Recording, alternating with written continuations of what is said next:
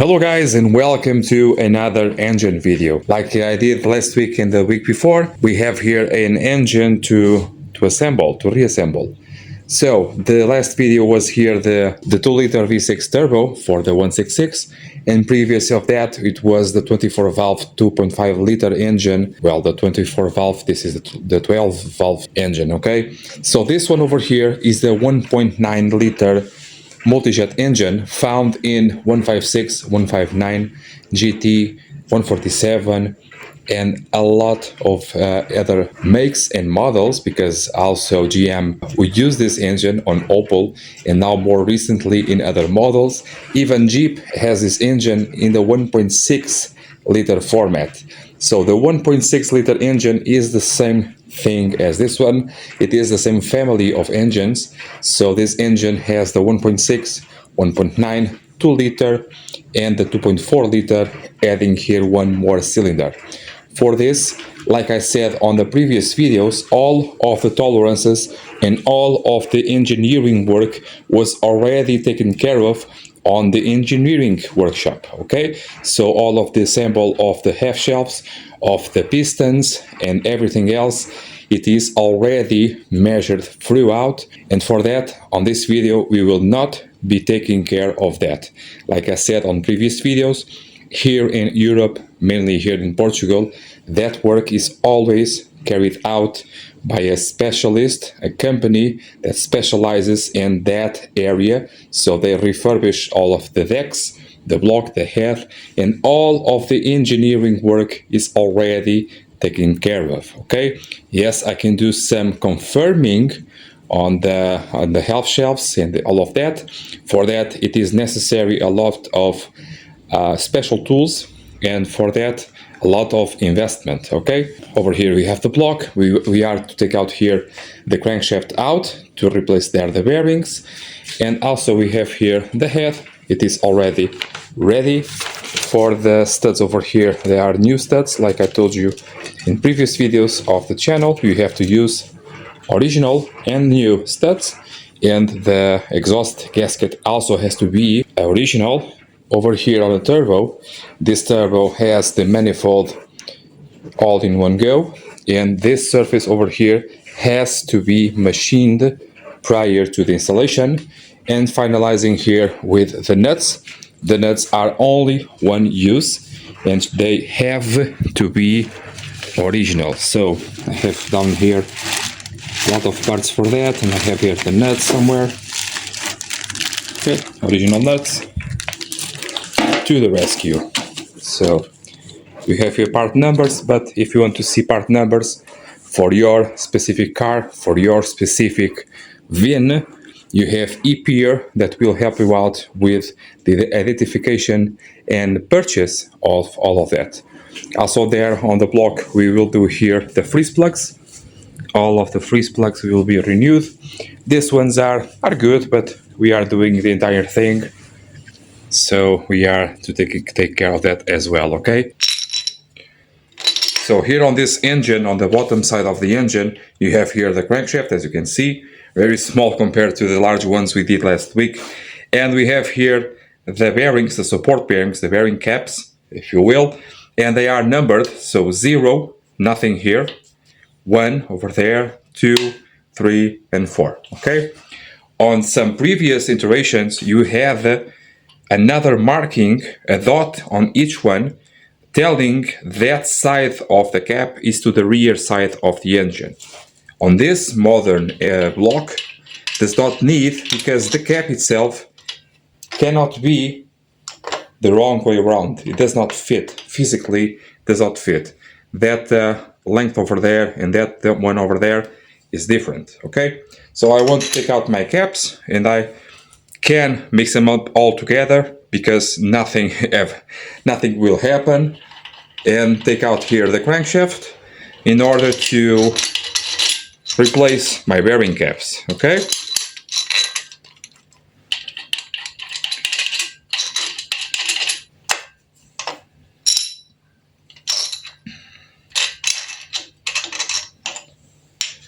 The grease they applied here is very, very weird on the engineering shop. Let's stay with it.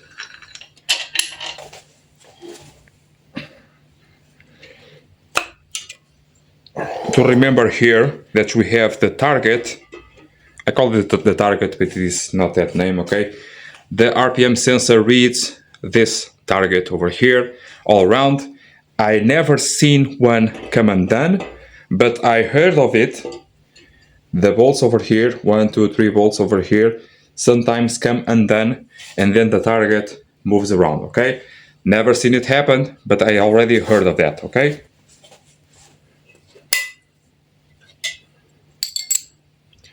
These are the old caps that went to the machine shop.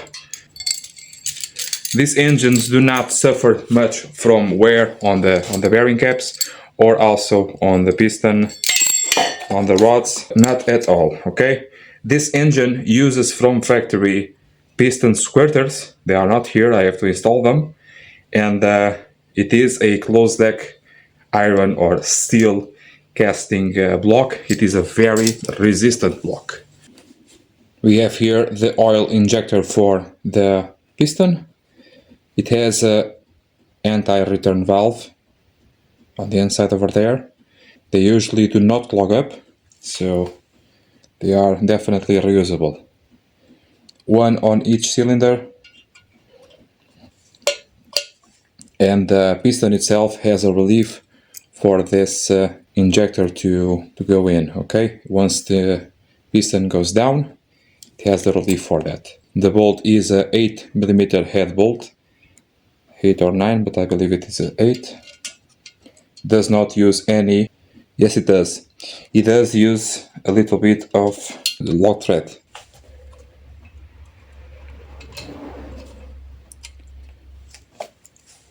On this space over here, does not use any sealant.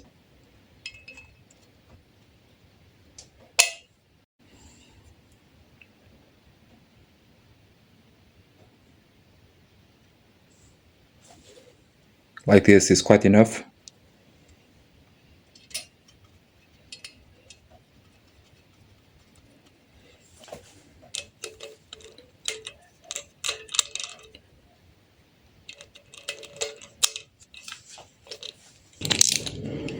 And we are going to hit this with 10 Newton meters.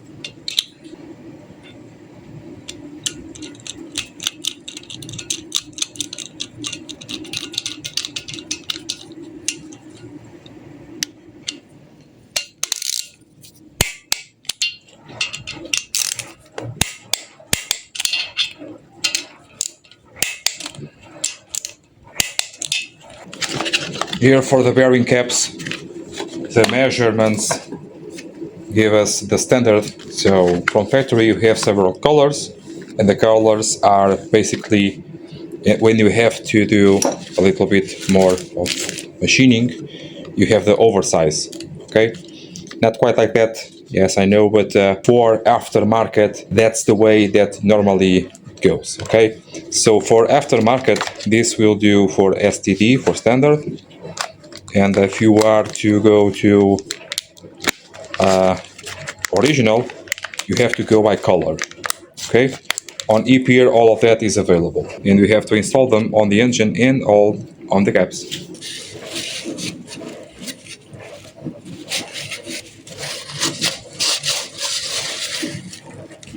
No oil should be present behind the half bearings.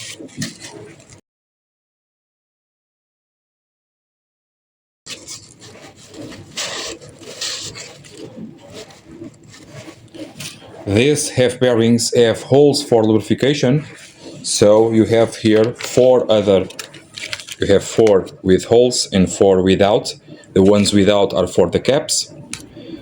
Most of the cases, the bearings are the same all around on the five positions. Some engines are not like that.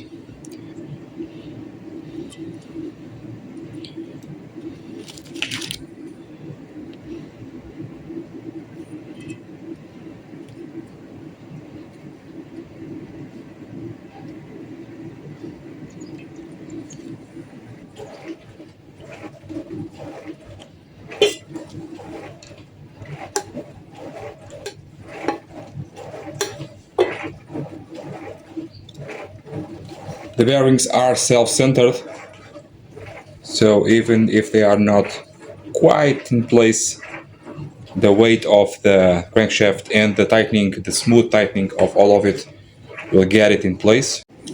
Do not forget here about the axial thrust bearings. The cut slots are facing the crankshaft, so on that side goes over there, and this side like this. If necessary, you put a little bit of grease, not oil, to help it to stick in place, like we did on the other engines.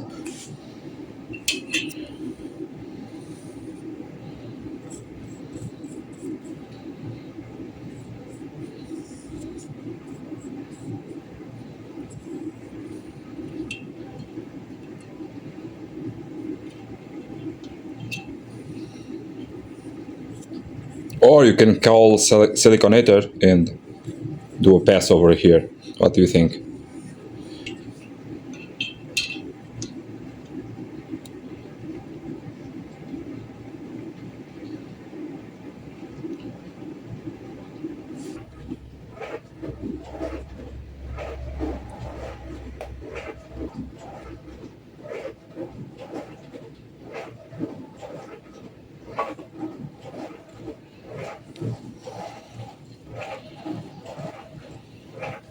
And you can see there the thrust bearings. If you rotate the crankshaft too much, they may come out of place. What will hold them in place is the cap itself, okay? So do not toy with it too much.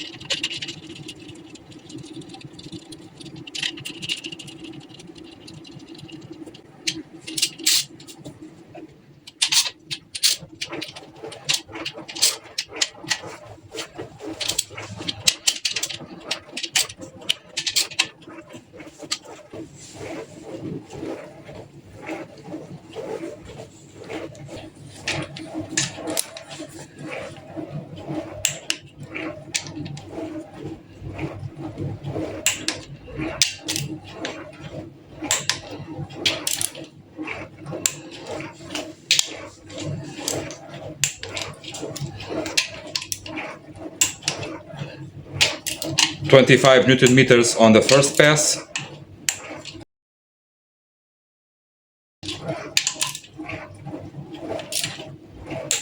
Confirm those 25 Newton meters.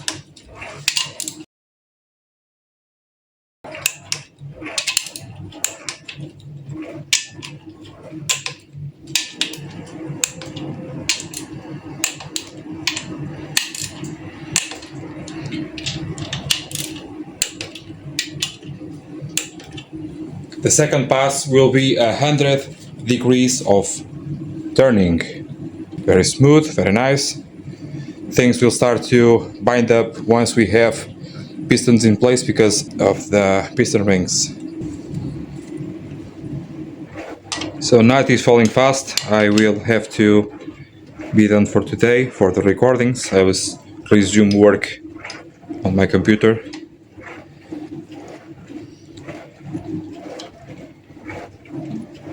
Let me just do here the final pass for you guys, okay?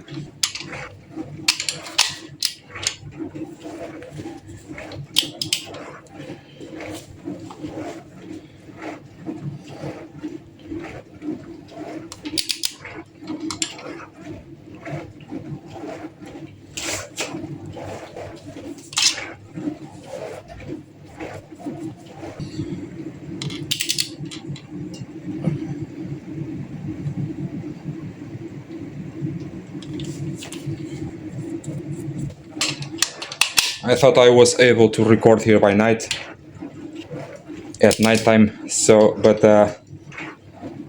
come on. It appears not to be possible, or not what I wanted. And it is even worse now because I have a new camera, well, a new phone, and it records at 4K, but sends a warning that low light will not allow for perfect recording of the 4K.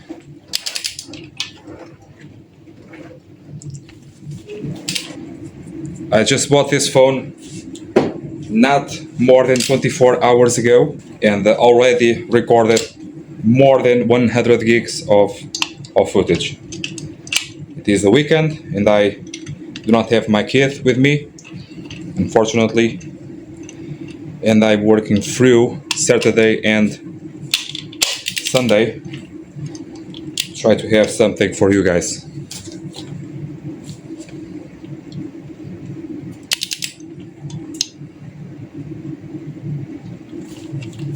The grease over here is just for me not to forget what is already done.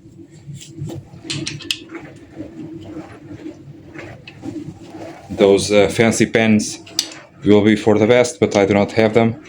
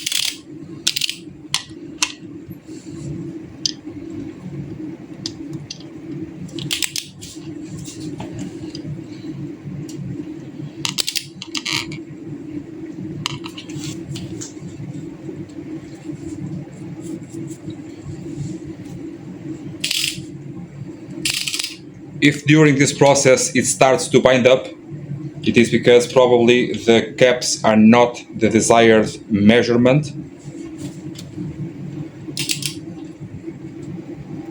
Mistakes have been made. See you tomorrow.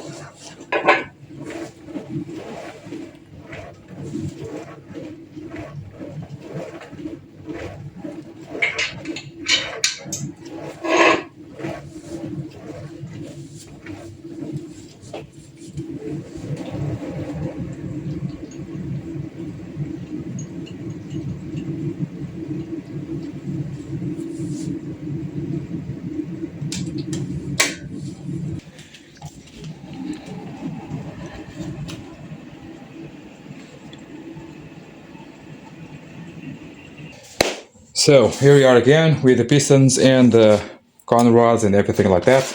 So you've seen me do this on the V6 engines, and now here we have again. So on this 4-cylinder engines, on the MutiJet engines, it's quite easy to understand. You need to remember that you have a oil squirter, an oil injector that goes on there, on that divot over there.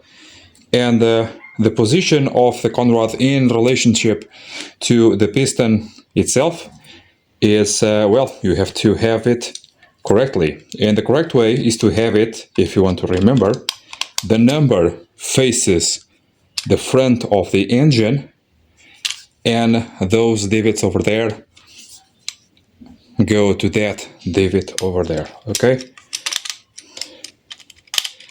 We are here to take out the cap. Both the cap and the con rod have the numbers. This is number 3. I like to do it by pairs, so I already did number 1 and 4 for the Portuguese version, and for the English one I will do the 2 and 3. So the 2 is already there, and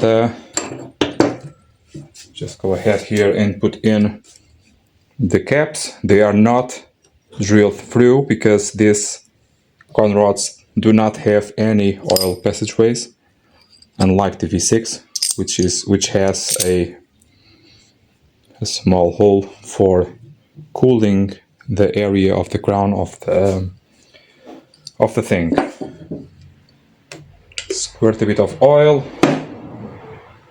because we are to insert here, not only because, but we are to insert the piston all the way through, and in this way, doing second and third at the same time, we can really do the torquing and everything like that at the same time, 2 at a time.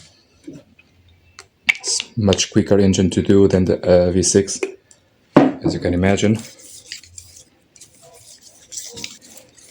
The piston over here is a oversized size, some damage occurred on the engine. It had to be like that. This bottom ring is very thin and very stupid because it is always coming out of its position. Okay. Now these diesel engines are a little bit noisy, or when they are a little bit noisier, you have to check some things. Now on this case it is not necessary to do it because you have a new wrist pin, but on the used or old wrist pins they usually get a lot of play. You want to hold down the piston like that or some other way, and on the con rod itself you do not want to see this, you want to see this movement. Of course over here everything is new, so no movement is allowed, just a little bit of almost nothing, because it has to have a little bit of nothing because of when it heats up it has to go somewhere, right? Just a little bit more oil all around. And now doing the thing that I really do not like the most, which is to insert this tool, because once you insert it you lose all of the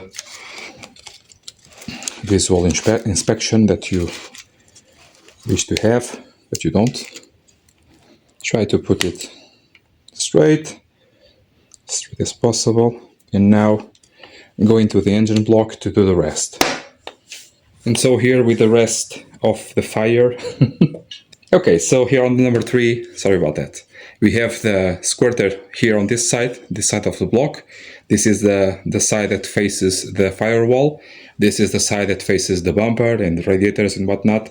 So front and back, flywheel and whatnot. And then over on this side, it is the timing. So you want to have certainty that that divot goes to the injector side. And on the con rod, you have the divot also over there. In that way, the number faces the front of the engine.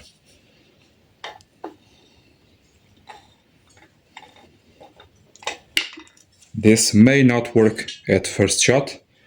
In fact, I had a lot of difficulties with this one, the second one. The bottom ring was always catching on the block.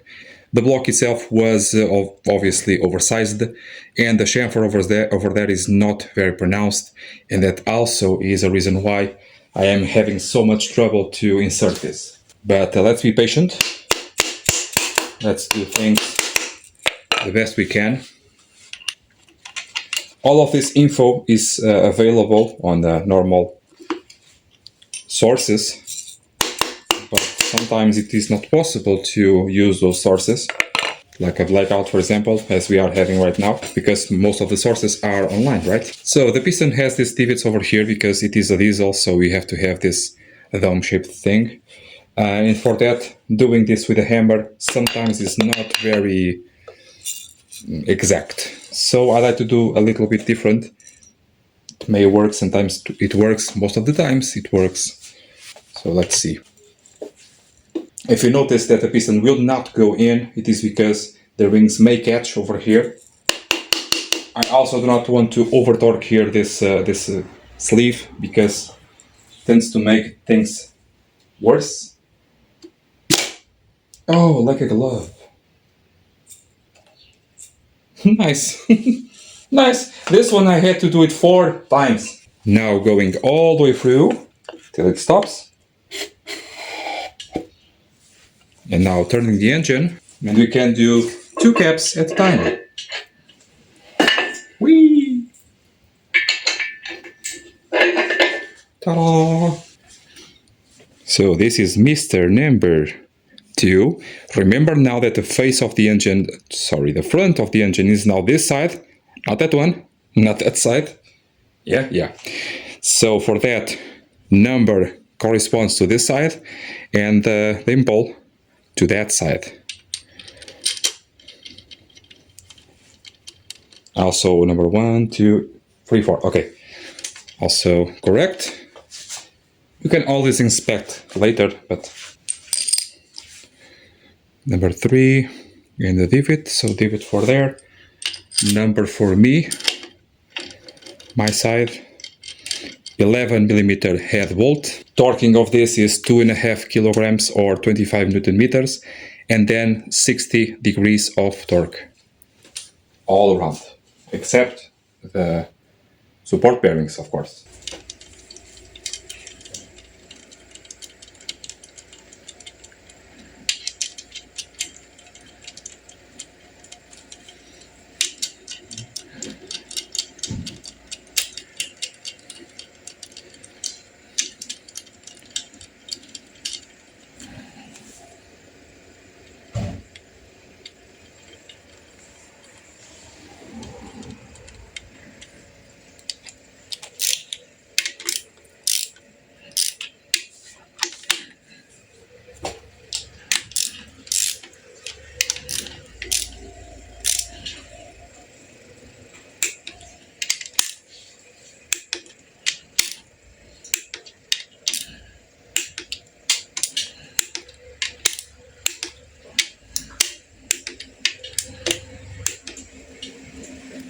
This movement over here is just what it is. It is necessary actually. And 60 degrees to go.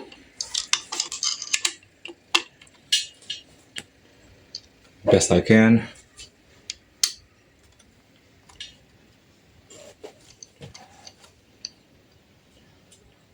One.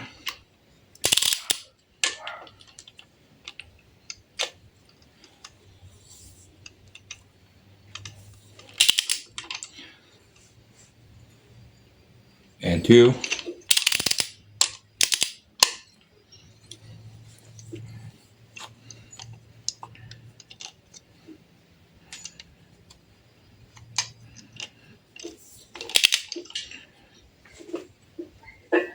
And 3.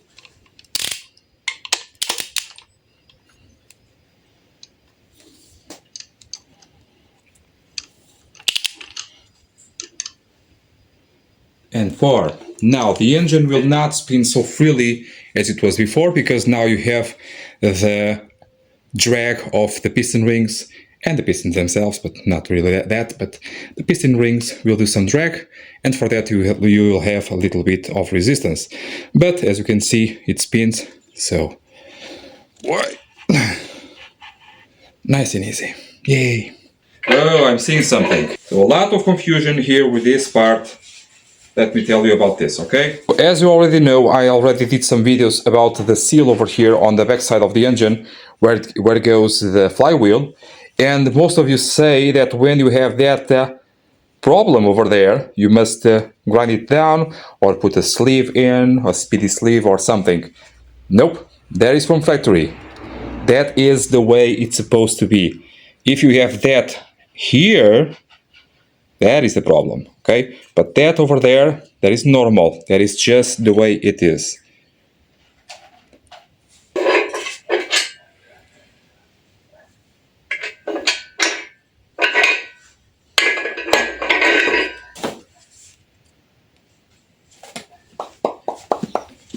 Another place where confusion is installed is here on the holes for the freeze plugs. Most of you guys say, or I see on comments, that you must take out here the freeze plug to measure the freeze plug to then see what's what.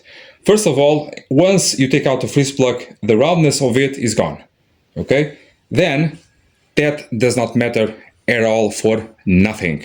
What matters is the hole on the block. For example, if you have a block without freeze plugs, what do you do now? Okay, so what happens is you have to have the measurement of the hole. Imagine that it is 25, I believe it is on this one. So you have to purchase the freeze plugs, which are a little bit bigger than the hole. So when you are inserting them, they squeeze up and seal like that. Okay, now there is another way to do it. It is way easier, because remember, if you have this all assembled on the car and you just want to buy the freeze plugs to buy some time, you can do things in another way. You can just go on here and buy it with the part number, not with the size. And you buy a bag like I have over there. I buy them and voila, they will work because they are the ones that Aper says, the factory for that matter, says to use. Being this ones, or that ones, no matter what, okay? So let's do here the freeze plugs because they are a little bit, they're not bad, but okay, we are doing an entire engine, so let's might as well just do it, okay? Oh, by the way, if you want not to replace the freeze plugs, what do you have to do? On terms of maintenance, what do you have to do? Tell me down on the comments below, okay?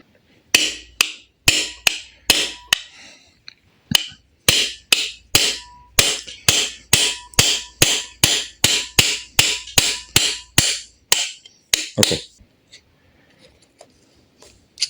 Let's go here. I like to do with this tool over here. So, in the hammer, okay? So you want to have it on there, not on there, not just yet. Because if you do it on there, it's very, very easy, quick to do. Over this, like this. But like this, you can hurt the block and then you have a leak, okay? So I like to do it like this and hammer it down. Okay, now it turned. With the screwdriver, help it out to come out. Be careful not to damage here the block once again. And as you can see on that side, we did good here on this decision. Now we can take it out with a pair of pliers, with a wrench, with whatever you want to take it out. Now you must prepare here the surface, which is to pass here something, whatever abrasive you want to use. Then it's a bit of compressed air and whatnot. And then on the new freeze plugs, you want to prepare them as well. Not that much, but you want to put something. Not silicone, please, not RTV. Thread locking on that surface over there.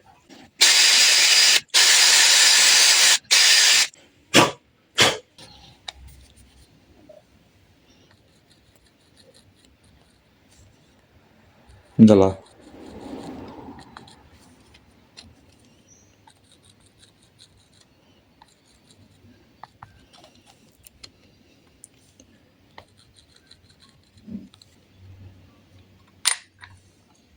Pak, pak, pak, pak, pak, pak.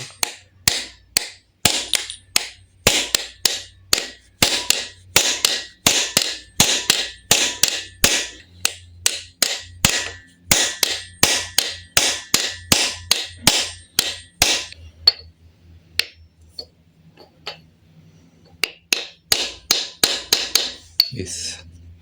So choosing here a socket that is a little bit smaller than the whole of the thing, because remember it will shrink up a bit on the hole, so I want to make sure that my socket will come out again. A bit of thread locking, lock threading, and from factory uses nothing, so this is just a prevention. Okay, like that. Now with the hammer.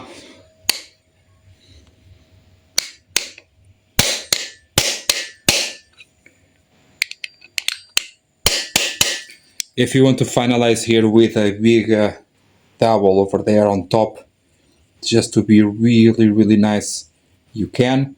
But in place on the car, normally that is not an option.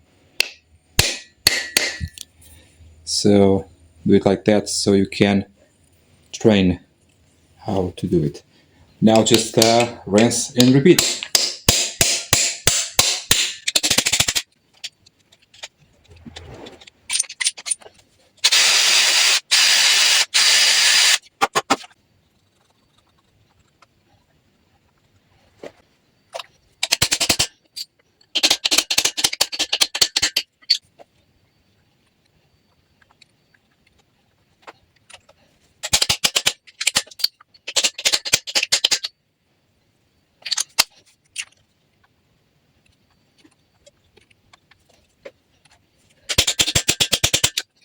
Getting nighttime, but I cannot stop. So on the crankshaft, all of the diesel engines have a left thread bolt, the main bolt. This here is not Teflon, this is a ceramic paste, a grease, and I want to spin the crankshaft, okay? I can put here something, a height of some sort, like a big nut, for example, or I can just get it all in. I just want to spin the engine. Of course, the engine will spin backwards. But we can deal with that, okay? No issues. So I want to spin the engine because I want to see if everything is okay to be ready to insert the head. Yes, that fast.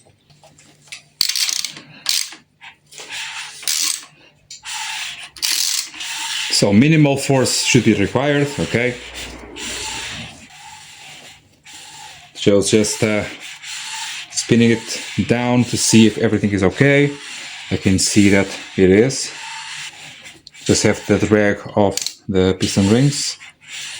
So now I want to put it on TDC, and after TDC I want to lower it a bit because I do not want any valves hitting by mistake the pistons.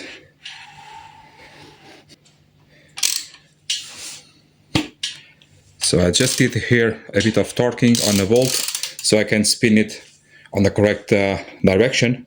For that I want to make sure that I'm not doing anything wrong and to do what I need to do.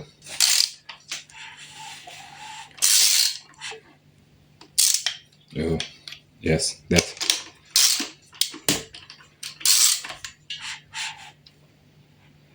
So this is TDC. So back a bit, like a quarter turn or whatever. And now take out the bolt.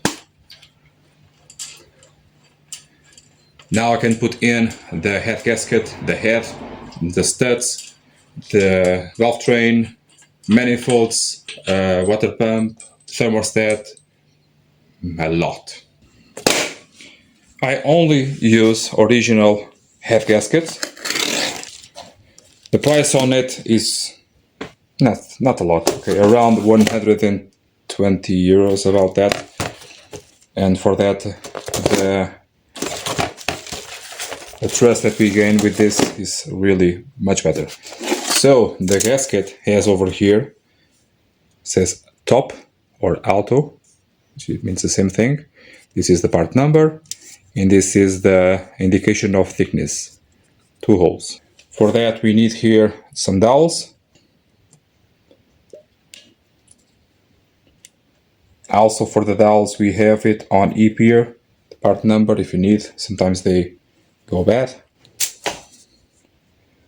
Can only go in one way, well, can go in other ways, but will not work. Make sure every hole coincides.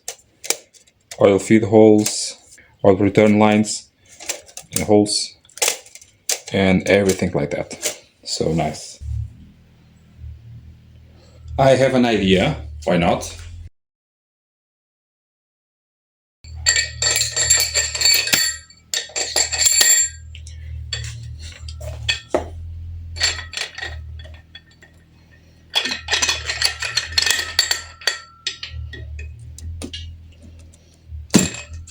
Nice. Now actually here on this part you already saw me do this on a 2.4 liter Brera, the red one.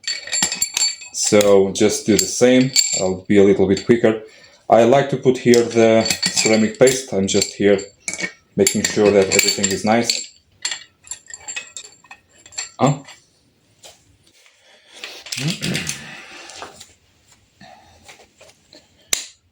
So about the bolts here, you already saw me do this work previously on a 2.4 liter 20 valve engine Brera. About the torquing, also did that on the channel. So this must not be a very new thing for you to see. Of course, that video or those 3 videos were a little bit different, and for some special reasons I did not talk too much. and I do not want to talk about that anymore also. Okay, so here you go. You have here just a recap of it. You have 35 Newton meters on first pass. You have 60 Newton meters on second pass. And then you have 3 passes of 90 degrees each. Beware that my 35 and my 60, I always confirm it at least twice. So this was 35.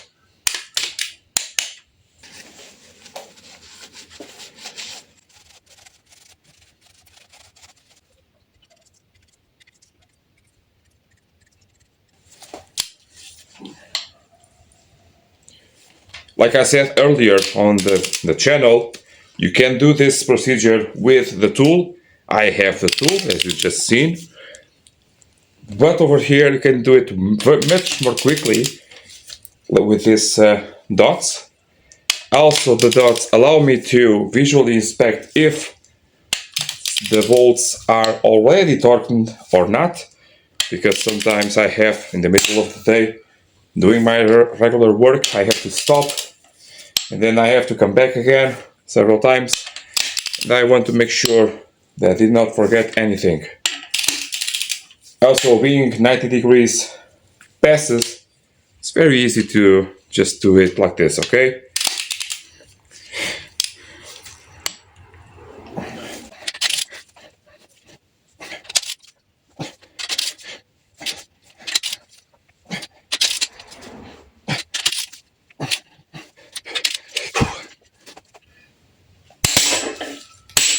Sometimes they jump, normal. And sometimes they do this also. They crack, also normal.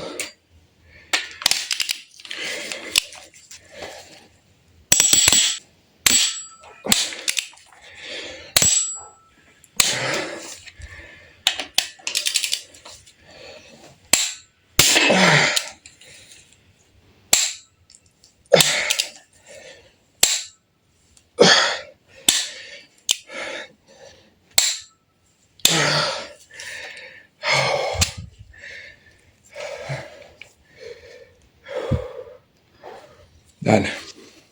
By the way, I already did talk about this.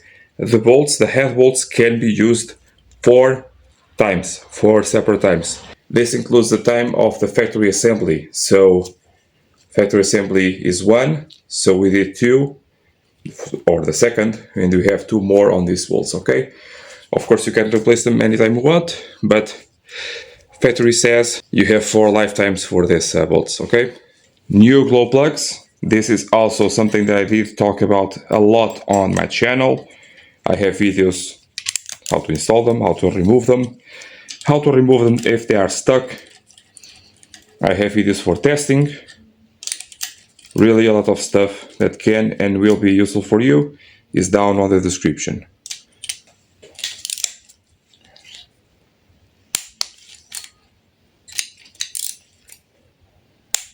Nine newtons. Here for the studs, how to remove the broken studs, why they break, and all of the work here on the manifold, turbo, and everything like that. I do have a very complete video. It will do for all 16 valve and 20 valve engines. For the 20 valve, you already know you have to take out the front, to take out here that area that holds on to the steering pump and everything like that. It is everything down on the description under the links, the playlist links that I have for DIY and everything like that, okay?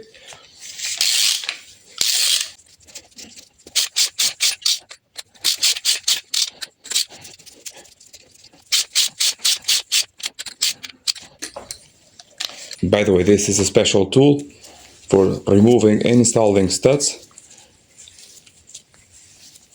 I already showed you how to do the trick with 2 nuts.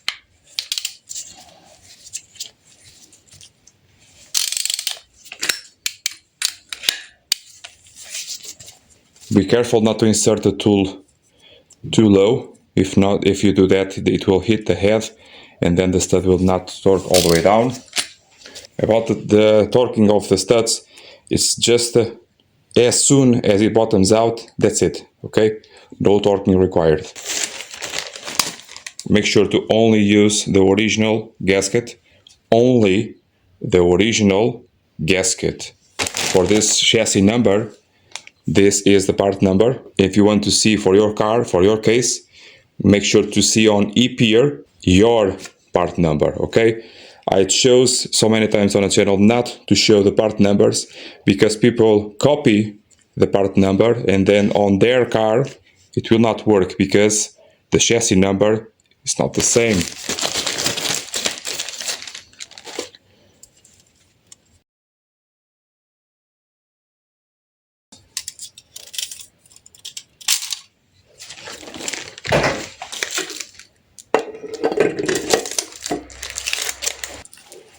Same thing here about the nuts. They are on one use only and it must be original only. Again, the part number for your VIN number is on ePeer.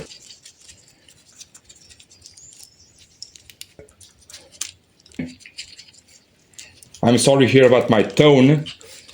Some people seem to, not many, but some people tend to not want to understand why I talk like this, why I care so much about this. In many of those just tend to not take my advice seriously and then they come crying, did not work. And I just say, I told you so.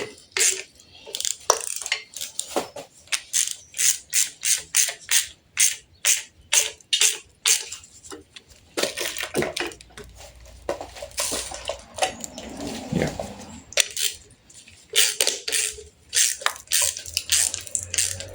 So for the torquing, just about the same, 25 Newton meters on each nut. But here I have the advice that I told you on the other video for this. You must do center out, okay, that's normal. But then you have to circle it around and then you have to recheck the center ones because they tend to be a little bit loose.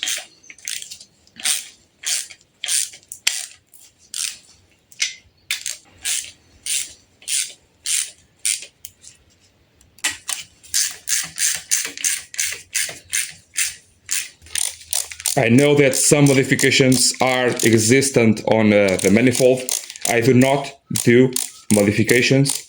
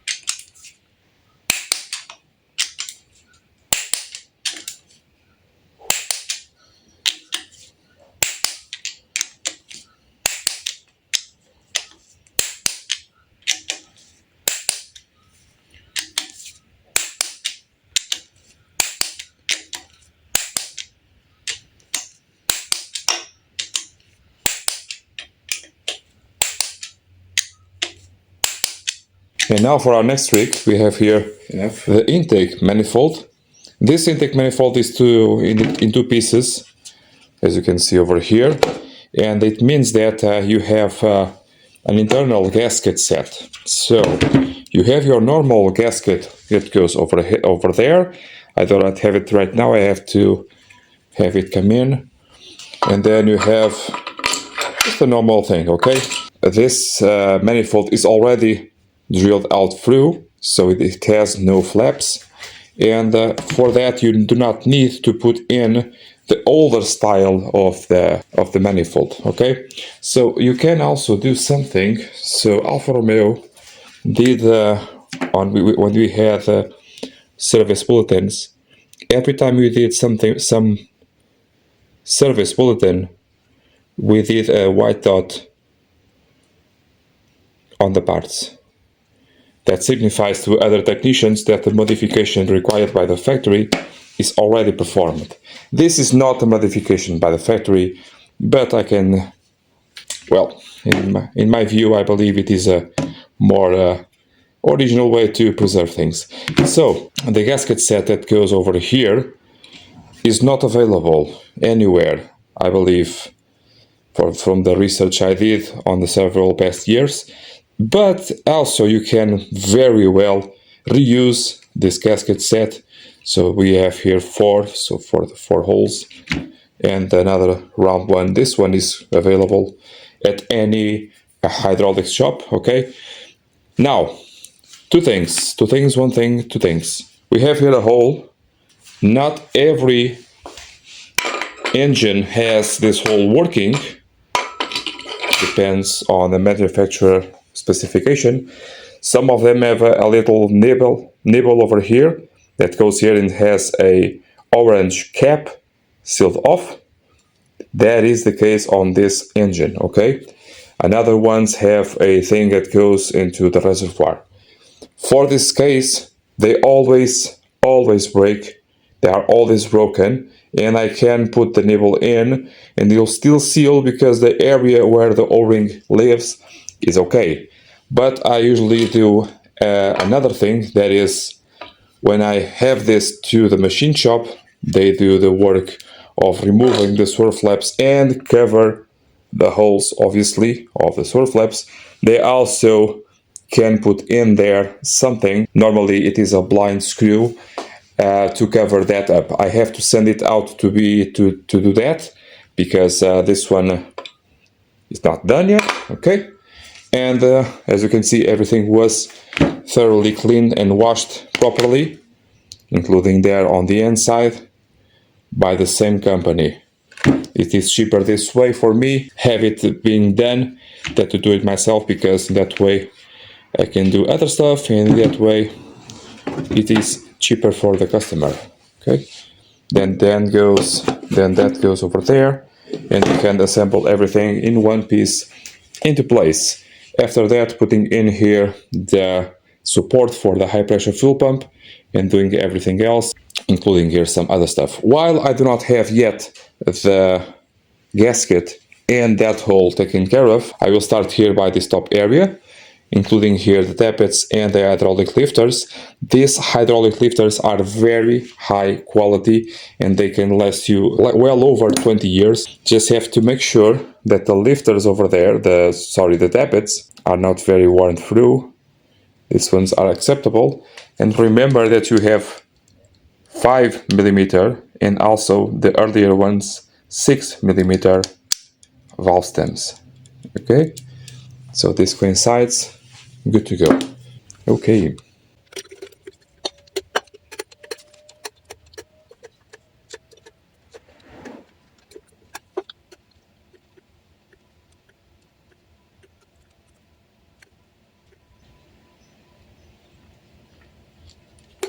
The oil pressure line area is over here, where this thing starts over here, okay?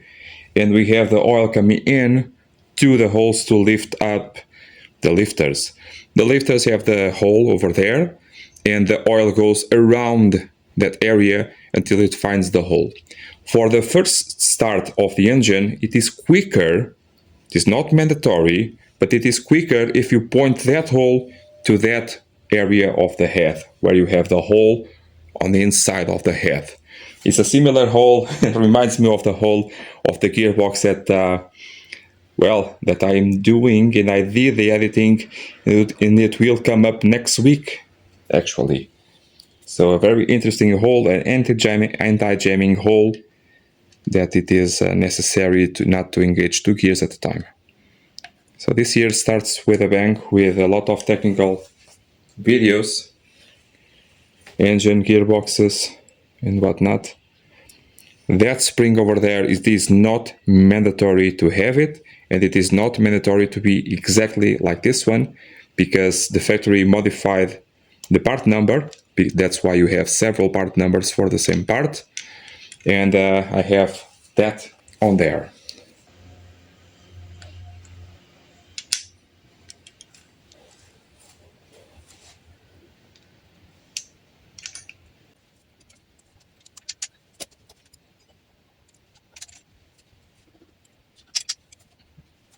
So how do you see the play on it? So you grab, so this is a half and the tip is another half. You just grab the two parts and try to do this like an accordion. If it moves at all, it's bad. If it is stiff and stuck, not stuck like this, okay? If it is stiff and stuck, it is alright. Again, if it comes out of the thing, it is not a problem. Ta-da.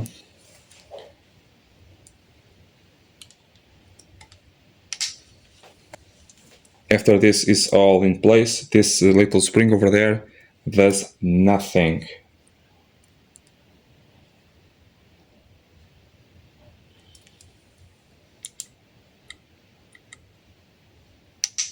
Then, depending on your budget or the budget of the customer, if you have one or two or three lifters that are bad, you can replace just those ones that are bad.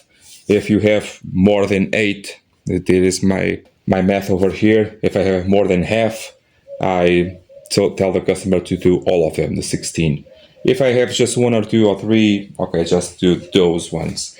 Again, depends a lot on a customer. I know that it is a repeated job to do things more than once, but sometimes customers do not have the means for that, and I do not want to mess with the other person's wallet. It is not my car, it is not my engine, and for that it is not my decision. Okay? It is not very easy to see the hole over there, the hole on the inside of the hole. Then that oil comes out through the top of the, so that the pressure, the oil pressure comes out through the top of the lifter. The rocker itself has a little bit of a jet over there, not on the tip, after the tip, that loops the roller and the cam. Now I've noticed here, maybe on transportation, that stud over there is crooked. And I have to realign it. Yes, it is.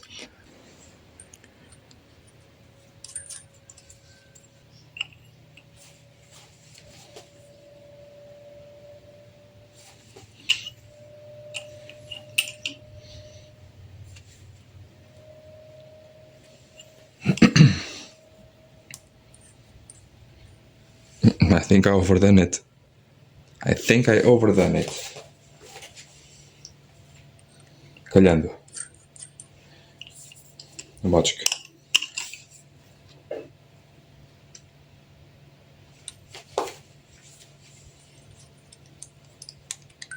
I think it's good. This barrel mount to use original gaskets, mainly for oil seal. Remember that we have pressurized oil channel ways over here and there and some other places. And make sure to get the gaskets while they still exist. If you stop buying them, they stop producing them.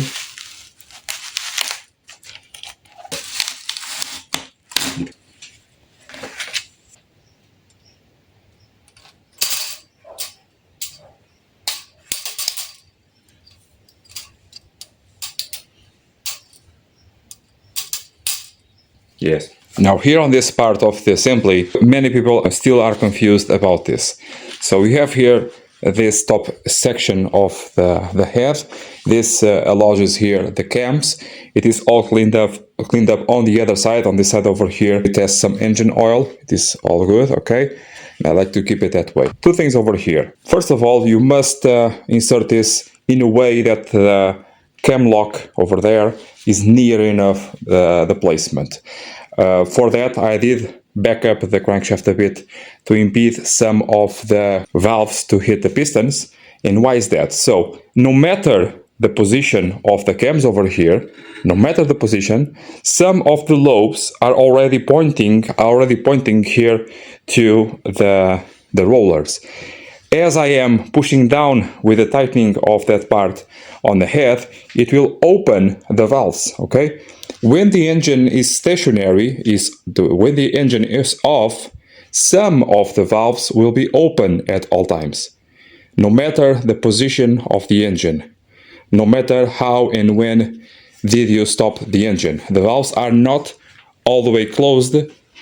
Some of them are open, and with that, putting in this part of the assembly of the engine will not be completely flush until I have everything torqued down. Another thing is, if you have a discrepancy between this cam and that cam, like I said on other videos, you have to take out those two bolts over there, synchronize them between, and tighten this again. 110 newtons over there, just like over here. No glue must be applied.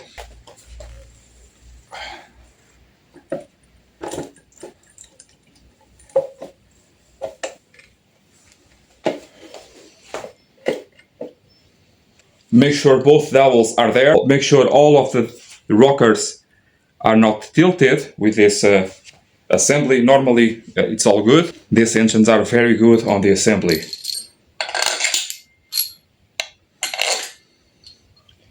I'm sorry if I sometimes seem out of breath. It's been very difficult to work in the past few months for all sorts of reasons. So I'm sorry about that, okay? Really sorry about that.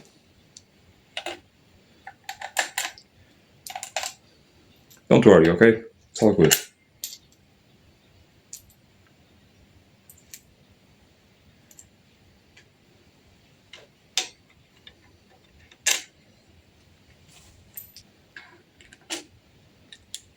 Make sure all of the correct length bolts are in.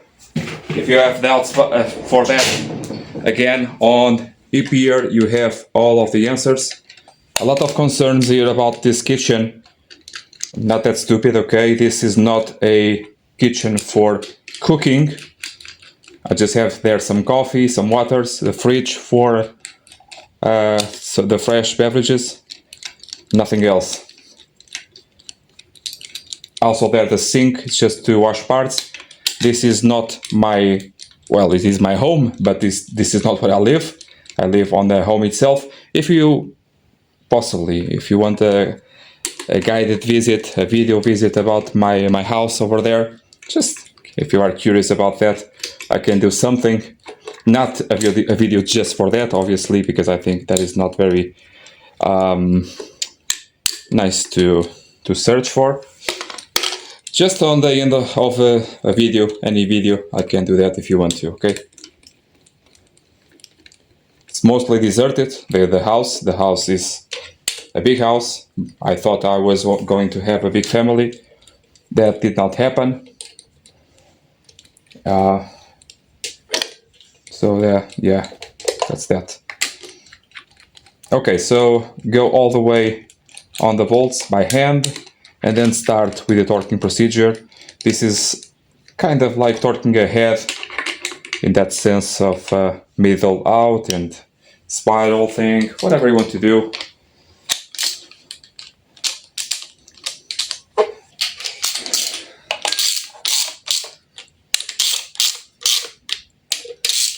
I'm going to show you here on this side. It's much more interesting. And also in this way, you do not have to see my fat belly.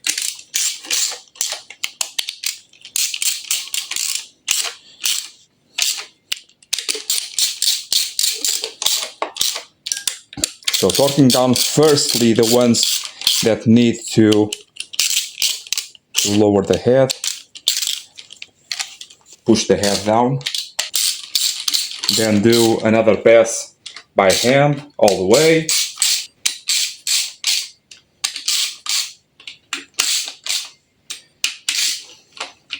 So until I know I'm touching metal,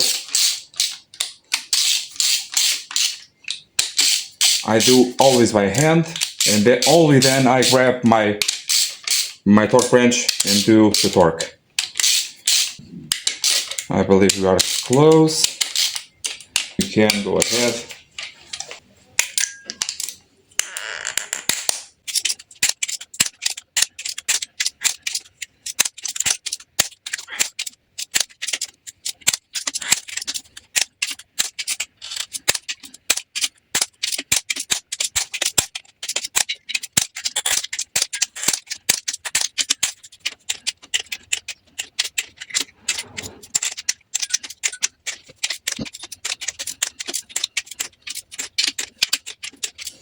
I'll keep going until I have no screws turning.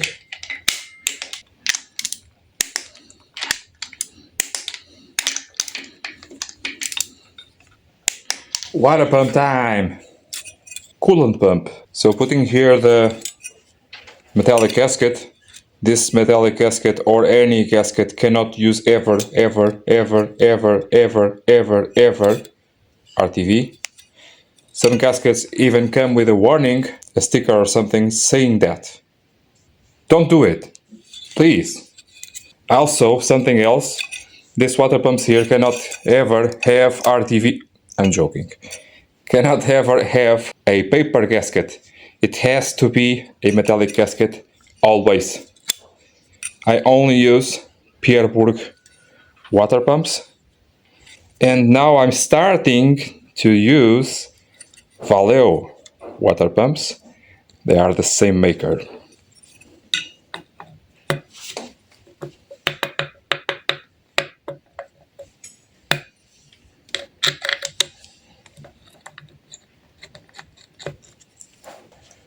Few places where lock thread is required is on the water pump bolts.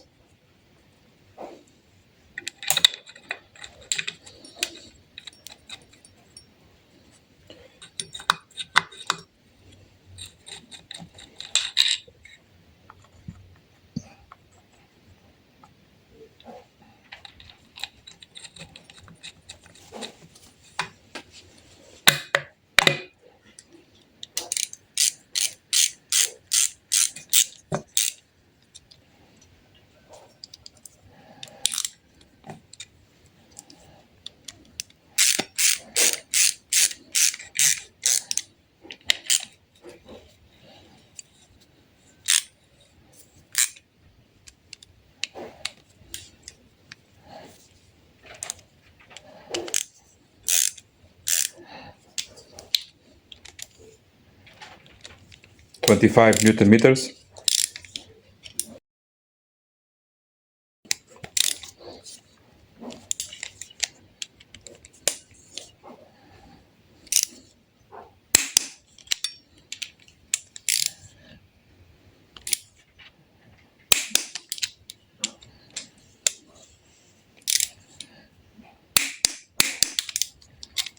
.6mm hex head bolt.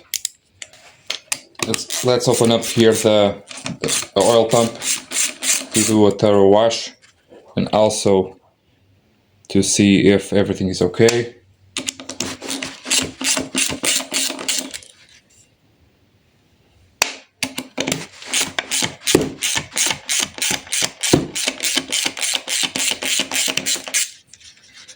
This is a different style oil pump that is normally used on JTDs.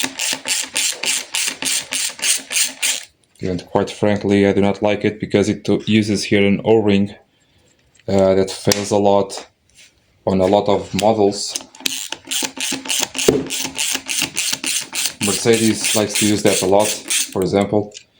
Also the V6 Busso, and here on the oil pickup tube, as you can see, this one is a new one already.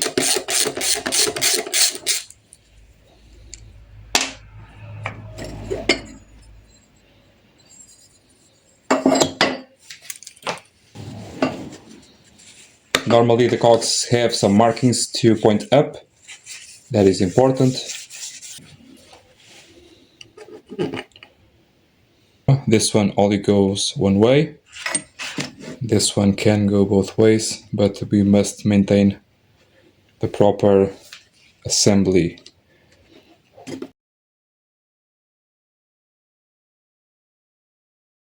So let's try to see here on this side if some markings are present for that.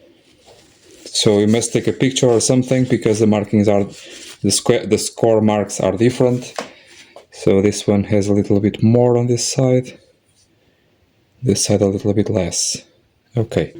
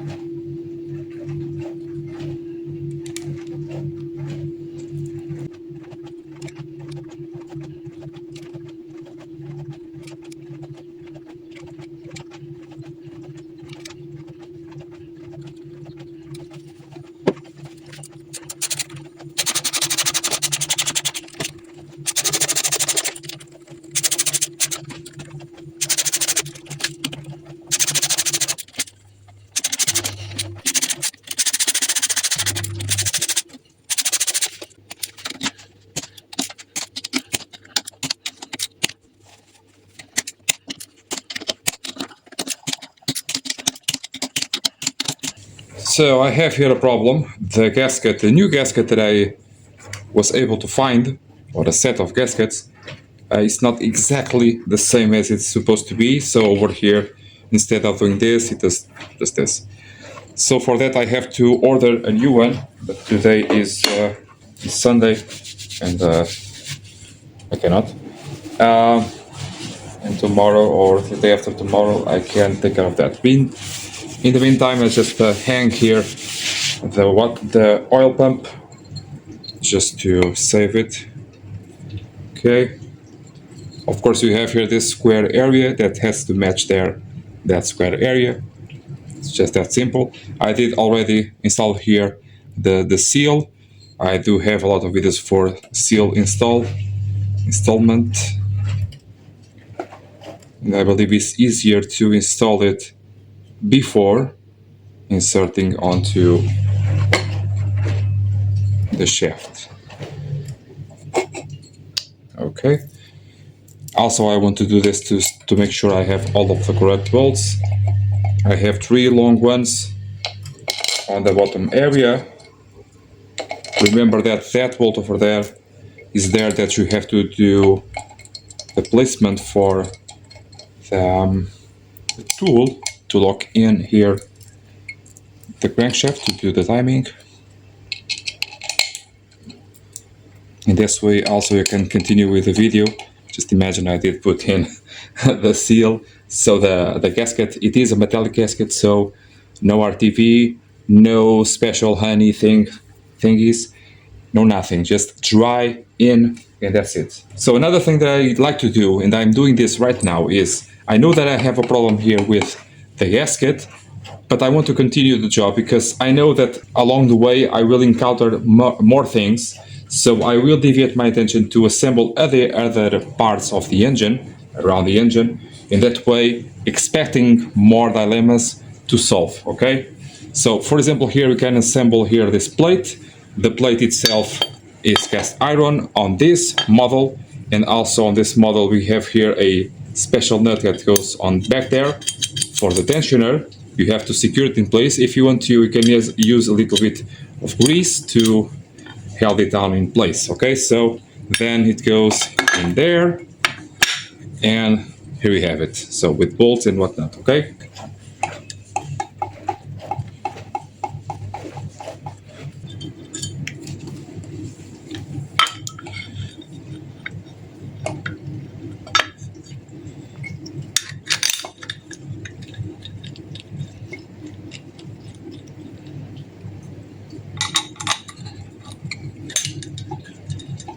Just doing this by hand at the moment because the other screws that go over here are on the other part, the other engine mount area, and I have to line everything up firstly. So for example, we can assemble here this mounting bracket. The mounting bracket also will go here to the oil sump, and it is possible to mount the oil sump with this mounting bracket in place because we have here these bushings that go in that way allow you to have space for the oil sump. The bushings are threaded.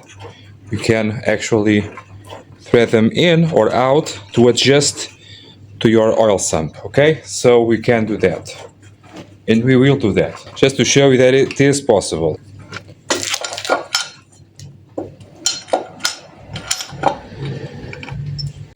And you can adjust it with a large screwdriver over there.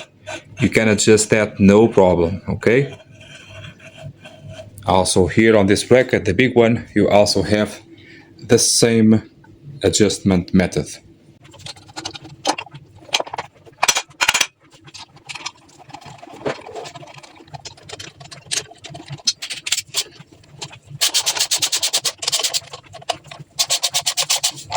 You have here underneath some dowels that you have to make sure are correctly fitted. Torque is around 40 Newton meters.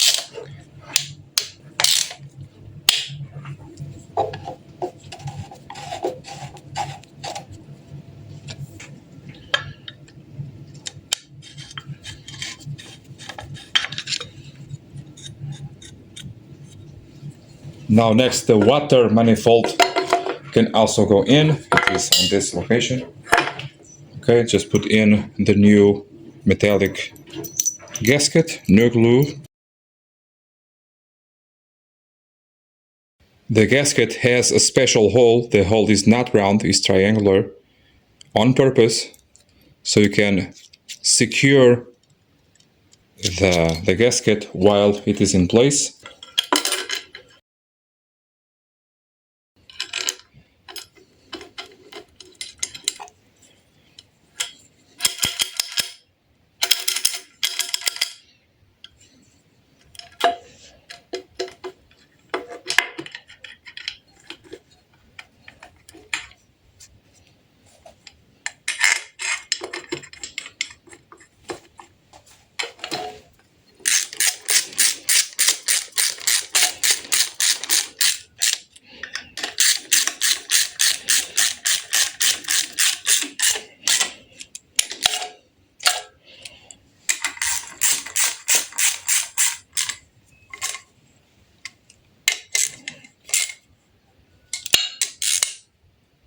10 newtons here, there, and there. On all these years of making these videos, I always said one thing. This rear main seal is to be replaced without the oil sump. In all my videos, I always replaced it so far with the oil sump in place. Now the oil sump is not in place, and I want to put it in place, and I want to have this in place with the mount in. It is possible. I just did the mounting here in a way that I believe I'm able to insert this in place. So in this way, no RTV is required on this area like I did on the other videos, because on the other videos it had the oil sump. So no pressure, because we do not have any glue, nothing to be worried about smudging and about drying off and all of that. The only concern is really here the correct assembly on it. Right? Right. Right. Let's hope so. Once again, that scratch, it is just the way it is. Now, as I do have that mounting area over there, I probably will have to do this without the tool. This is a tool, okay? This comes off. On big seals, you can't do that, okay? It's possible.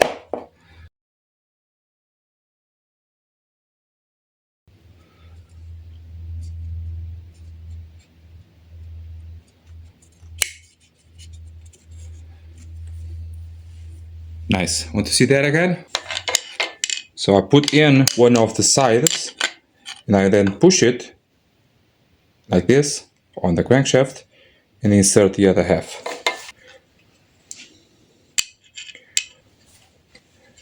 You can also do it up and down. It's just about the same. Cannot find a good angle for this, for the camera. I can do it as many times as I want and try to find a better angle.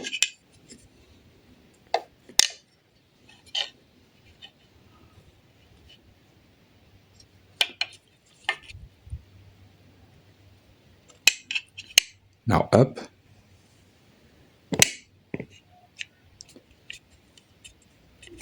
It's really very, very, very, very easy.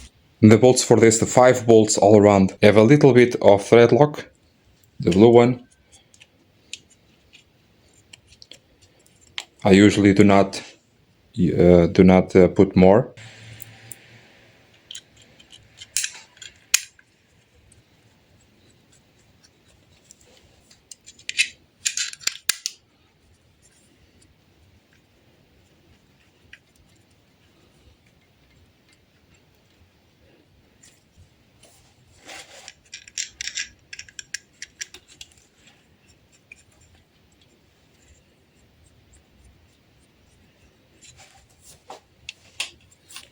This is a Rebase 7, but you can do it with a 5 hex.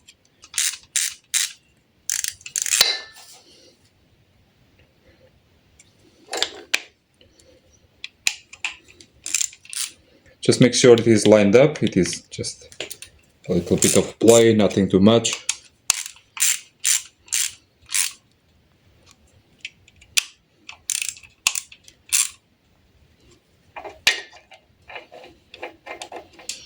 So I will have to grab another tool for this.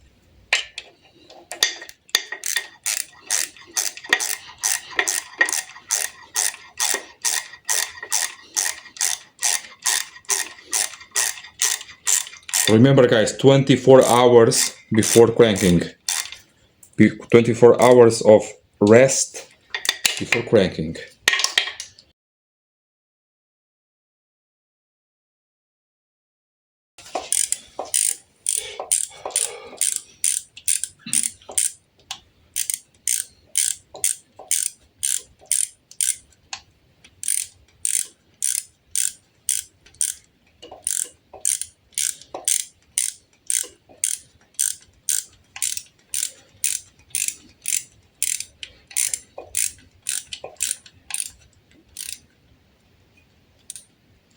10 Newton meters on the bolts. Just that small one to go. Just a regular 5 Allen cut here to size, should be very small.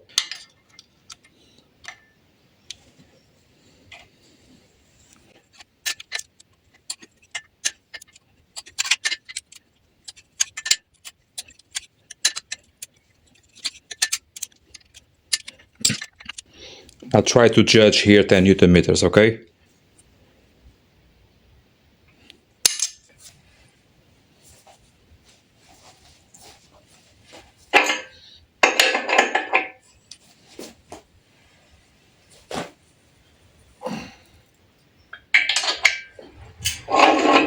Now, for example, here the oil loop pipe for the turbo, it is not impossible to put. As you can see, on the engine, of course, it's a little bit more difficult, but it is doable without bending.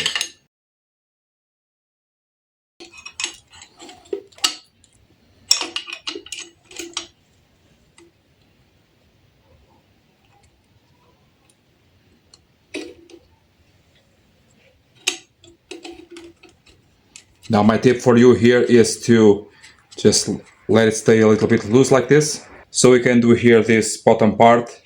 In place is always very, very finicky. Over here, I hope it is a little bit easier.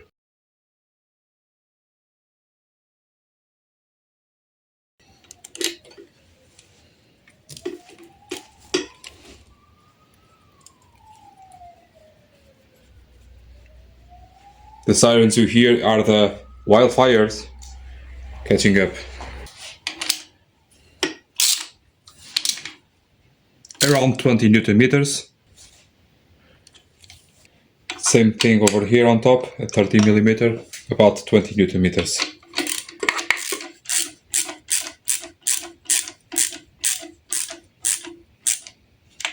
Sometimes you have to do something to hold down to the pipe. Let me show you. Do not like this. So what you should do is to put something, normally a screwdriver will do, in between this feed pipe and the turbo in this case, because while you are torquing this through, with or without a torque wrench, if you do not do that, the pipe will slip and then you do not have enough tightening, and also you can have the pipe in the awkward position and with time can rupture.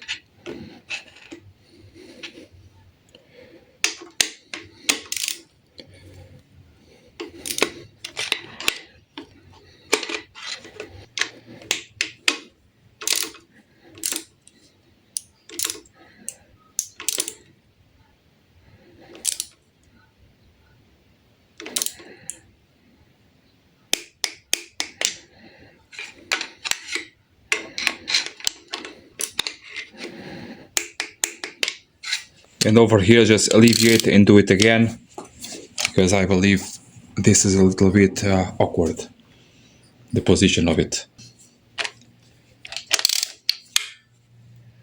It's more like so, okay? Same thing here with a thumb or something, held it in place. I'm seeing here if I took out all of the paper, because I did use some paper. Just wait a minute. Okay, I did use some paper here to cover the holes where the turbo intake or outlet goes, or exhaust intake, so the machinist, when it does the pass, does not contaminate here the turbo. And I was just checking there because I did forget, but I was able to catch it here through the hole, the EGR hole, and I now was just confirming here with this Vivor thing, the boroscope, if everything is clear, and it is. We can continue. We will proceed here to this side of the engine for the thermostat, for the EGR cooler, and all of the bits over here on this side of the head. For the vacuum pump over here, I do have a lot of videos for this, very detailed videos. For the oil fill-up tube, I also do have videos for that, and very detailed ones I do have for the thermostat. I do not have for the heat exchanger, because it simply does not seem to have any malfunctions over the years, unless you do not use the antifreeze. do the maintenance on it. So starting here with the face of the thermostat housing, I can see here that the maintenance on the antifreeze on this engine was very, very poor. Because of that, I see here porosity on the face, but with my nail I cannot feel actually not much. So I will not put any kind of glue or RTV. If your face is too much pitted up, you should use a very, very, very thin layer of RTV just to cover the holes. If you must, do not use anything, okay? On the rubber itself, you can put some silicone grease, but not much else, okay? So over here on this one, I will not put anything, but it is really close to what I can trust, or I cannot trust. Holds up here with 2 bolts over there, and the heat exchanger over there, those 2 bolts. Normally on a 16 valve engines, not all of them, those 4 bolts are the same bolt, okay, same part number. Not always. When it is not the same, those 2 ones are shorter and those 2 ones are longer. This is grease, not glue.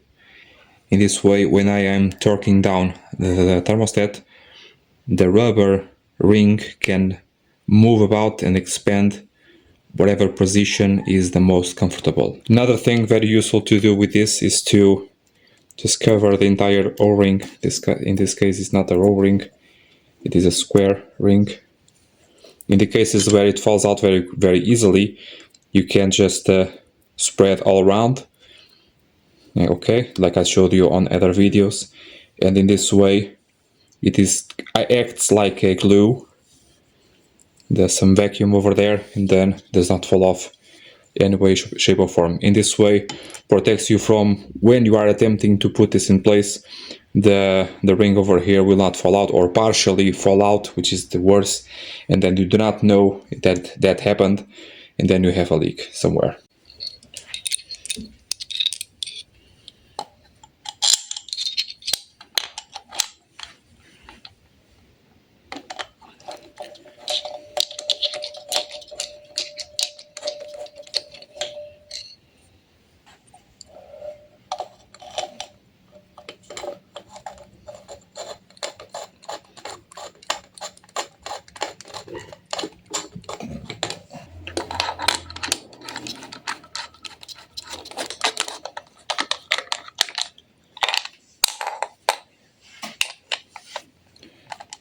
You can do this before or after the heat exchanger. It's just the same, okay?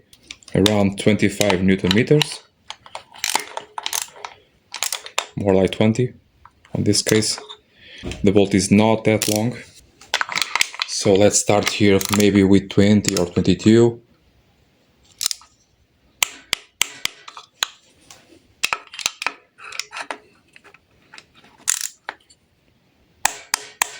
Nice, feels strong, feels firm. So here on the heat exchanger, even I know, even if you disable this and it is still in place, all of the gasket and everything, every connection must be sealed properly at all times. Every time, okay? On this case here, we do let the heat exchanger pass the coolant through. Like I said, it is not a problematic part. Even after almost 30 years, it is not a problematic part. So we leave the part working, and the EGR flow itself will be modified. Like I told you on the channel, I do have a video for that. So new gasket over here, and it has the strange holes on purpose, and it has the little tabs to grab it tight so it does not fall off.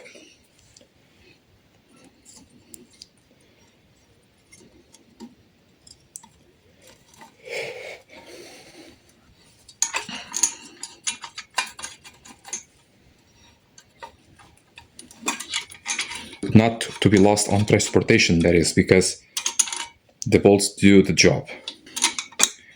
So we can do this in place actually, if you prefer. Yes, I do prefer.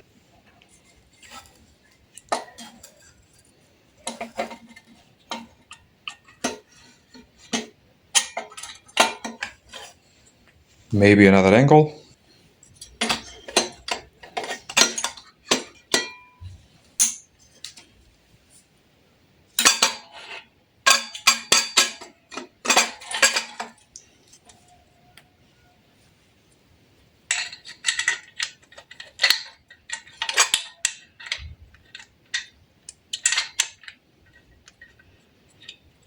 The bolt holes have some adjustment.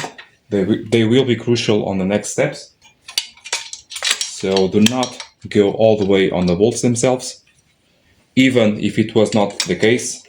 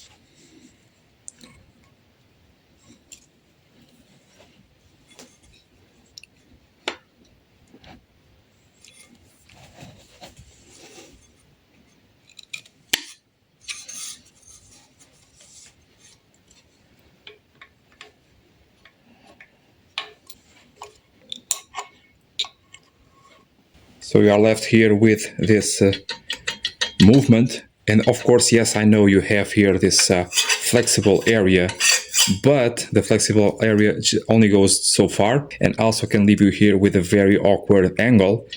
So they did this. It is very well designed.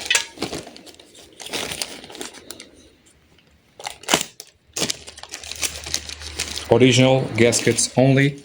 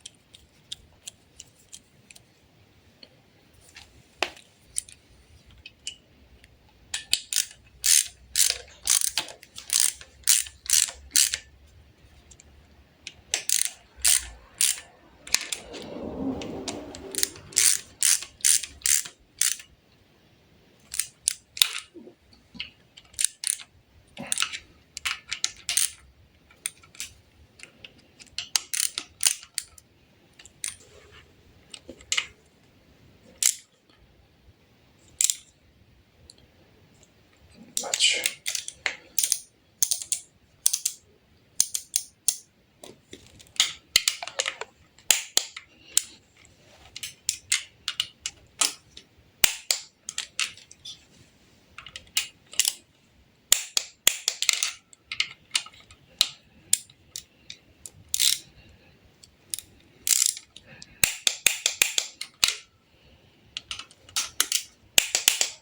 Nine newtons.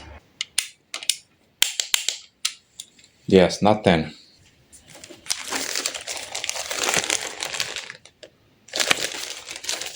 Not all gaskets are the same. You have to check on each year with your VIN of your car.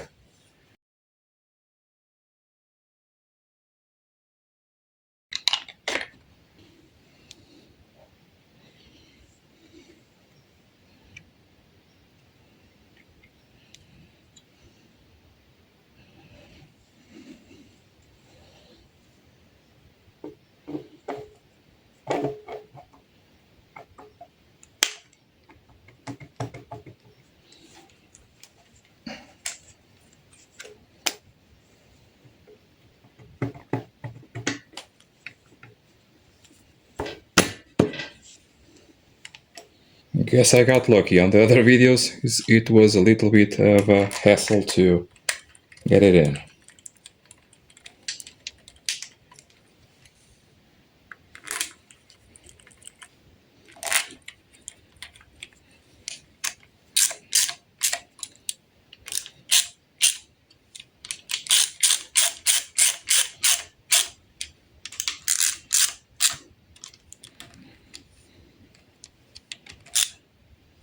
You can also change the seal over here. It is a square ring, but you can replace it with an O-ring on the inside over here. It's not common at all to happen. I just seen it once in my lifetime, and I think it was just a bath pump.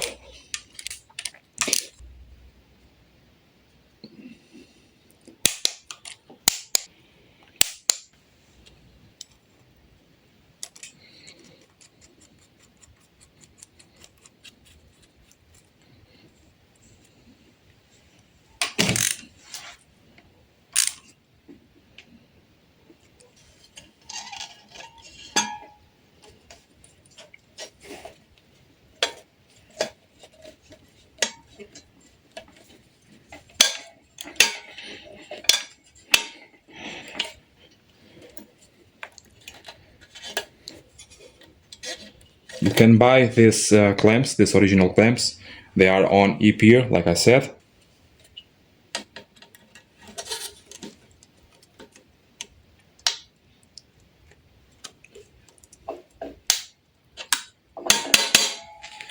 So going back here to the back of the engine, we have here this part which does several things. It holds the oil filter. It also holds here the heat exchanger, the oil pressure switch, not a sensor. Wherever this thing goes, it makes a mess. Oh my God. Uses here an O-ring, and over there also a kind of an O-ring. You cannot use silicone or RTV glue because this is high pressure and silicone will not work on high pressure, okay? So for that you have to use the proper gaskets, new gaskets for it. They're extremely cheap, original only. If you have to use the other type, it is a spaghetti thing like this. Okay, do not trust on these part numbers because these part numbers are for this engine, for this chassis number. Okay, go on ePeer and check it out for your case, your car.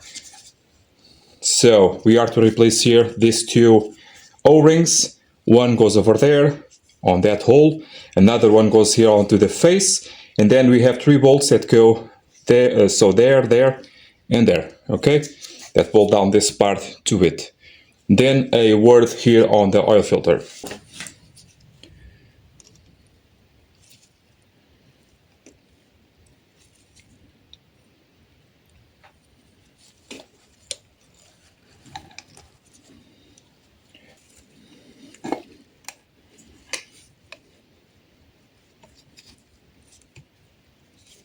Careful not to scratch the metal.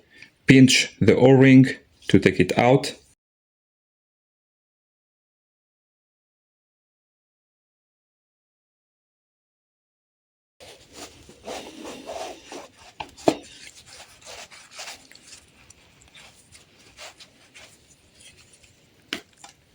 To help out with the insertion of the part onto the block, use the silicone grease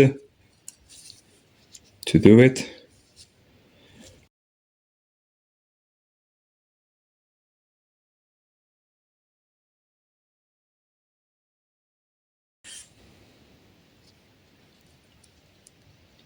You can also put this grease on the block itself, along with this area over here. And you should.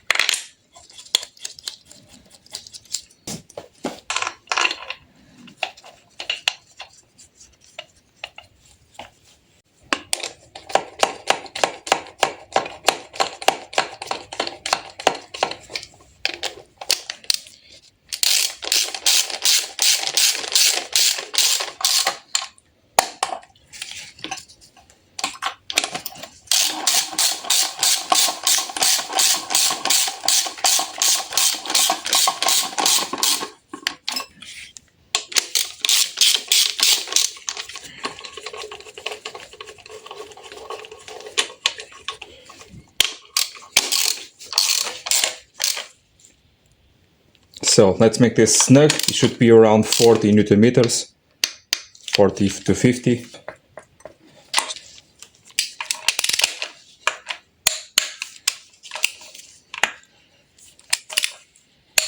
Yeah.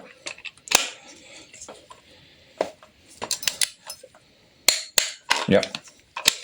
So I already know kind of how much is the 40 or 50. As you can see, it was really spot on. But just for peace of mind, here you go.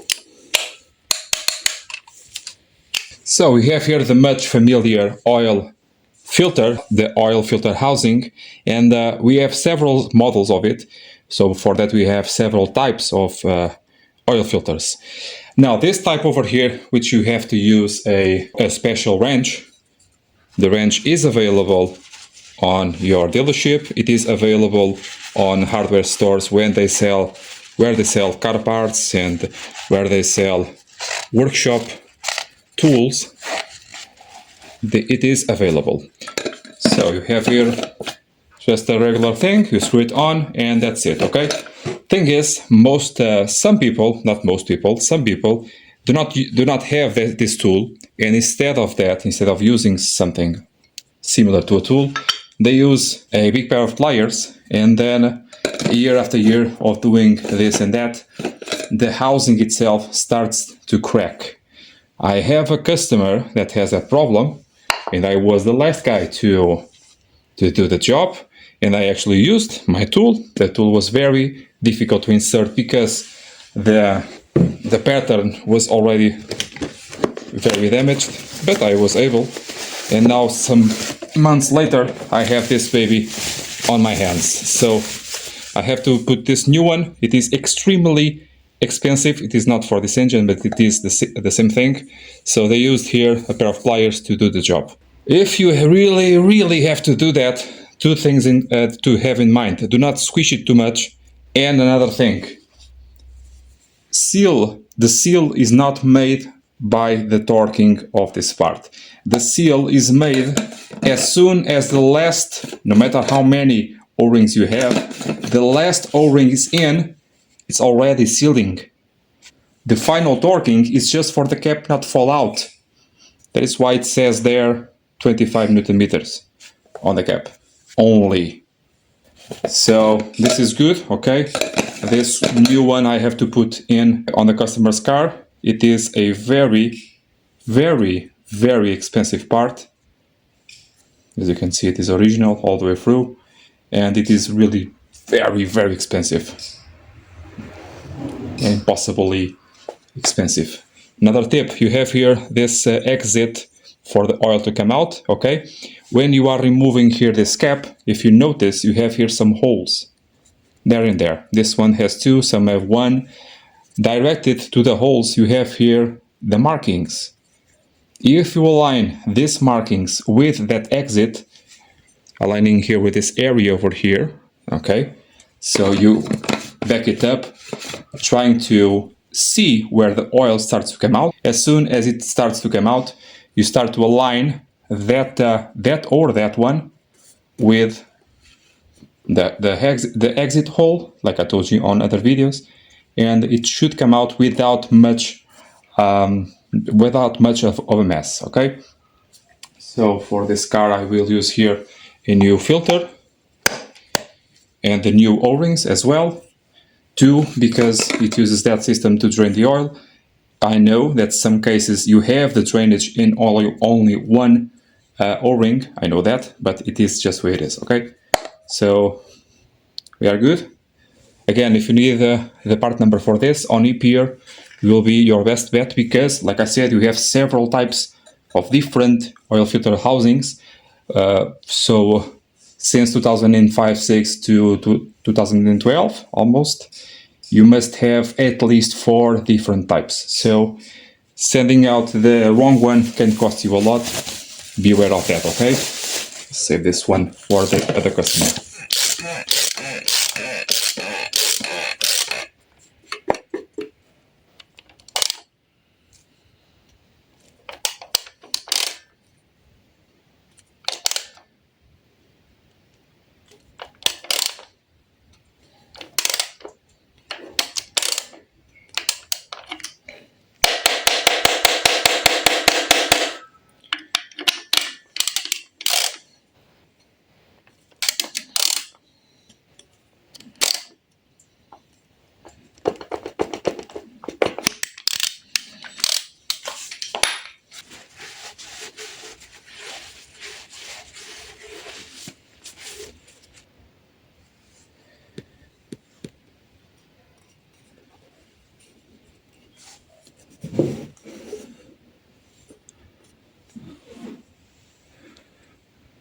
And we already have here our intake manifold thingy over here. As you can see, we have a screw over there. This went to the machine shop to be done, so it is properly done and with warranty. Also, we have here our new gasket, and on this side, like I said, we have to reuse this set of gaskets. They are very, very high quality, and plus not available, so no matter. Okay, so over there on that tip, we had and I have another thing here to show you, intake that still has the swirl flaps. These ones are really the worst, because the first generation was thick enough not to be swollen so easily by the engine. These ones are like paper, and they start to, that one is really starting to let go. Okay, and over there we have the broken tip of it. Okay, now even if it is broken does not mean it is bad, because the broken part is not the area where the O-ring is sealing. The broken area is only the part that fits into the hole. So you can actually reuse this as is, even if it is broken like this. If it is just sheared off on that area, it's not possible, but usually they break out like that, like this. And then you have two types. We have the type with this capped off thing, and we have this type that leads you to the expansion tank and other places. Okay, so this engine uses this type.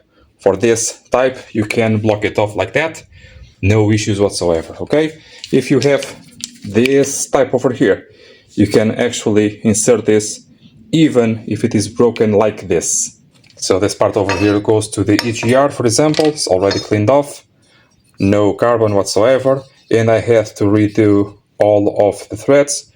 Actually, it was only 3, but the other one was kind of and I just did all 4. Okay, also very easy to do, and I did already showed you how to do. Just a needle coil. Okay, so we are to assemble this here onto the engine. With that, even if the swirl flaps are not working, the modulator, the thingy, the electric controller will still be in place and will still move back and forward, but the part that goes over there will not be attached, or it can be attached, but not necessary to be attached, because over there on the inside, all of the mechanism is not in use. Okay, it goes over there, spins freely. And I usually do not put that part over there, because imagine that something binds on the inside over there, then you have codes, and we do not want that. So no need whatsoever to do a remap because of this.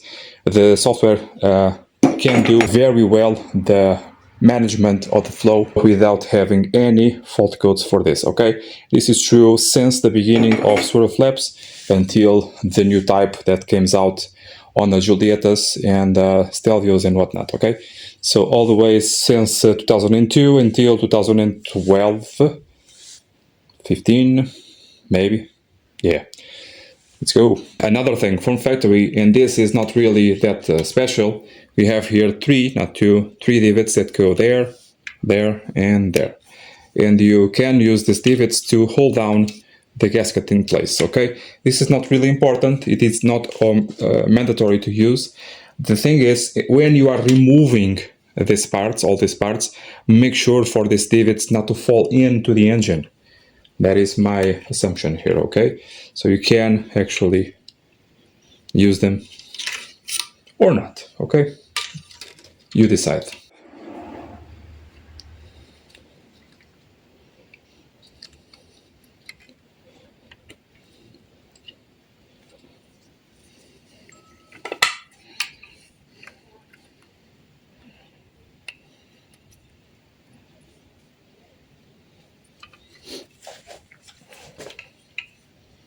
So this is not the final assembly, just doing here some mock-up to know what to do next. Kind of know, but sometimes my mind plays tricks. So for example, it is crucial that to install here the controller first. I know that this should go all in one piece, but I'm lazy.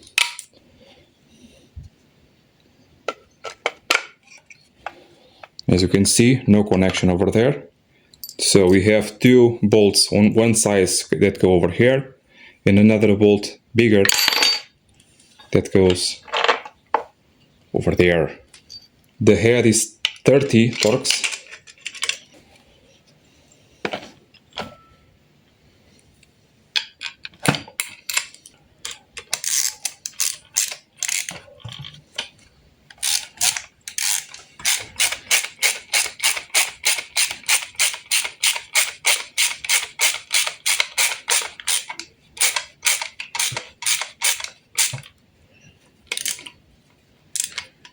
Just tight enough.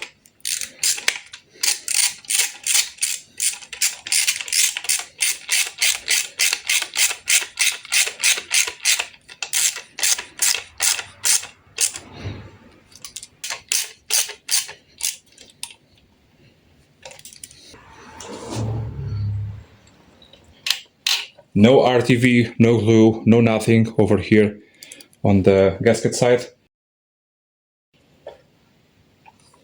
Okay, now you have the plastic side that holds down with two bolts, if I recall.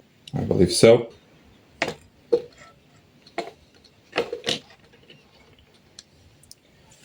That go over there and there. Again, these two bolts are not for final torquing, are just to hold down the two pieces together, because all of the squishing will be done by 9 nuts, 2, 2, 2, 2, 1. And that will squish together the plastic part and the metallic part. Like I said, nonetheless, it is a very good system. Just a shame that the flaps are a little bit loose sometimes. So 5mm head bolts. If you have any doubts, go to EP here. But on this case, this and this is only one piece, so these bolts may not be available. Fair to see. Just to hear some light torque. These bolts are over here just for the O-rings and all of the seals not to escape while we are doing here the tightening. So these are available on EP here, these nuts. They are 12mm head. They can be reused on the intake side. On the exhaust side, they cannot.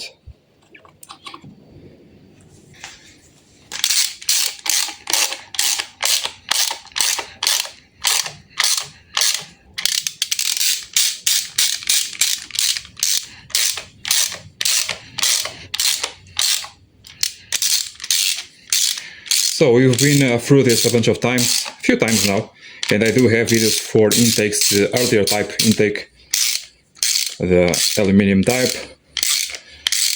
Can you guess the tightening force of this nut? Even here with this sandwich thing.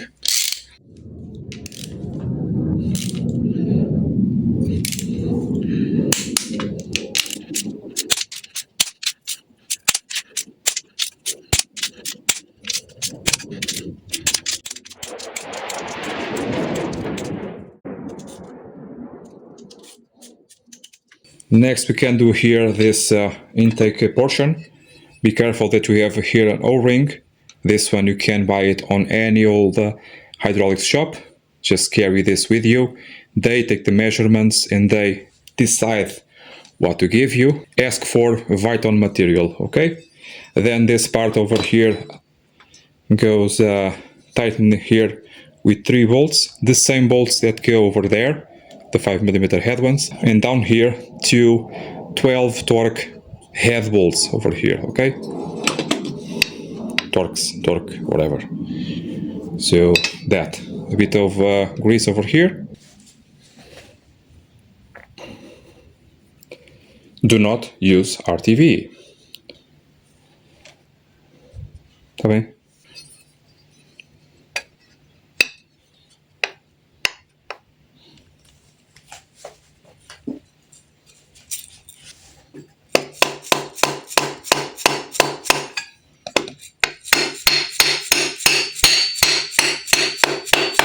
Oh yeah.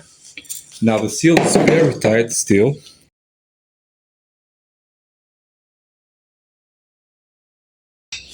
I'm just confirming here that it's not cut through.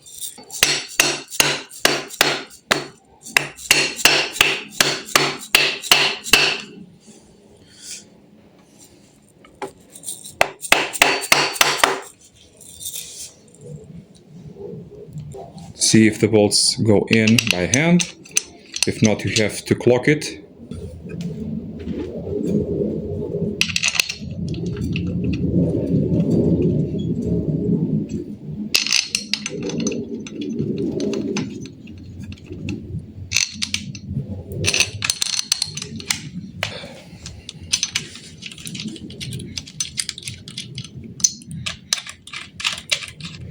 Here on the EGR, we are going to do the modification.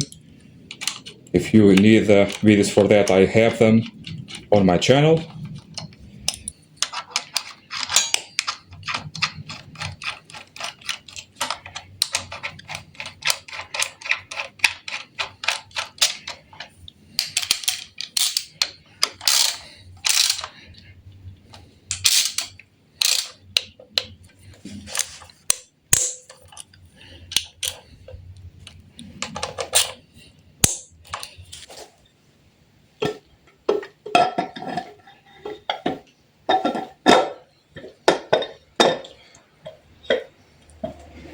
How easy is that on the outside of the car?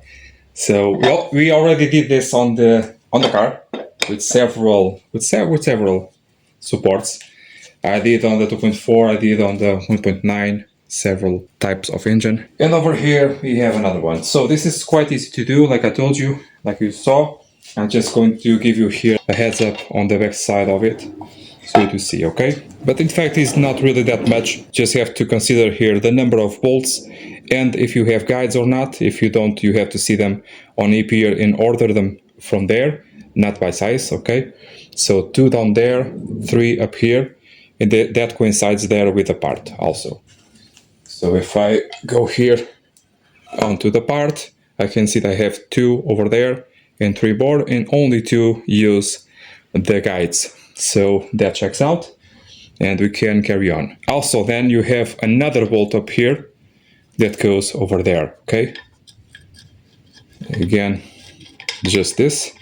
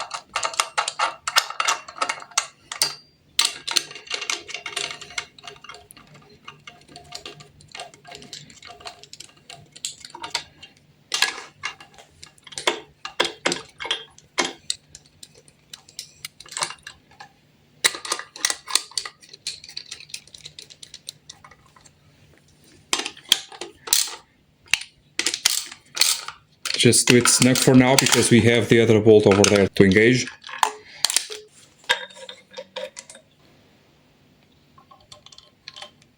Okay, just by hand.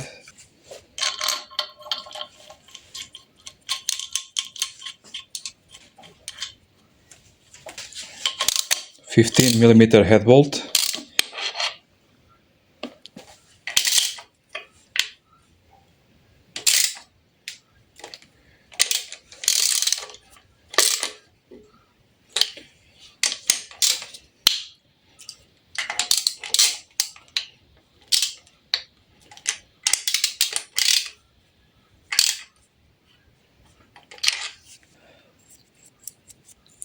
A bit of a controversy here on the tightening of the cone shape or tapered shaped things, like on the V6 24 valve, for example. Remember that on this case, you do not have like on this side, a physical wall to squish against. Here you are squishing the tapered against the tapered of the part. If you squish it too much, you will crack it. Proof of that is this. I had to order a new part. The other one cracked over there and then starts to crack like a star pattern. This is not very expensive actually. It's around 40 euros, original, new. Okay, from the dealer. And just be careful, okay? At max 80 Newton meters on tapered assemblies. Okay? Not 110. 110 is over there.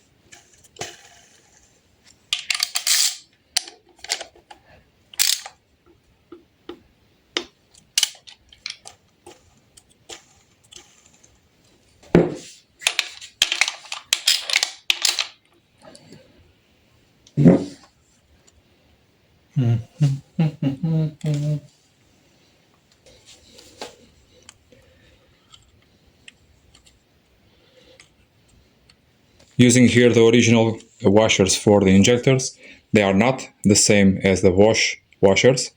These washers do not seal fuel, they seal the combustion event, okay? So as you see fuel coming up the hole, it is not this the problem. Yes, when you take out the injector you have to replace them, but the problem is not these washers. As you see the carbon building up, yes, this is the problem, not the raw fuel, okay?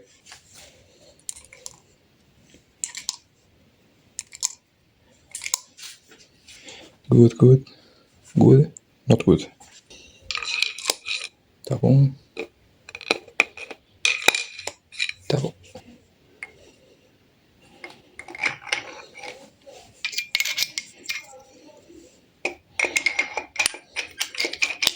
I do already have plenty of videos for injectors, for high pressure, not like this, for high pressure diagnosis and whatnot.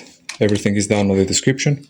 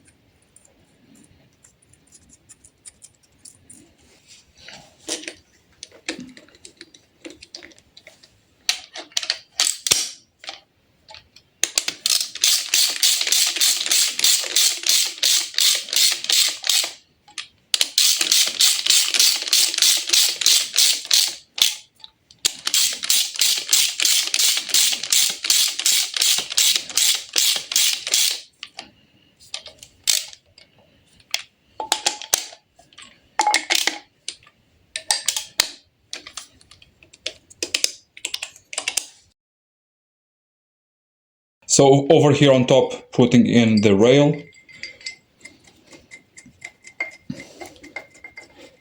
Just finger tight for now, because it has some adjustment, up and down, left, right.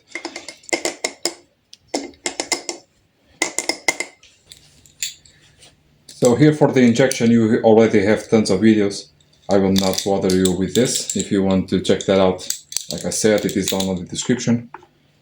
Just follow that, okay?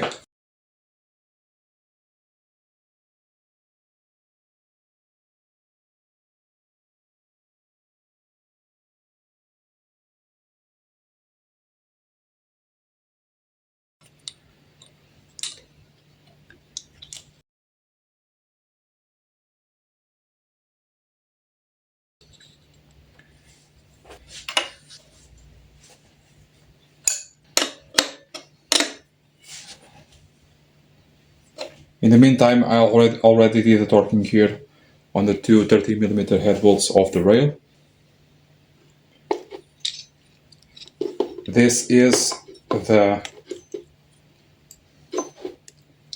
collector, a manifold for all of the return lines that go to the fuel tank.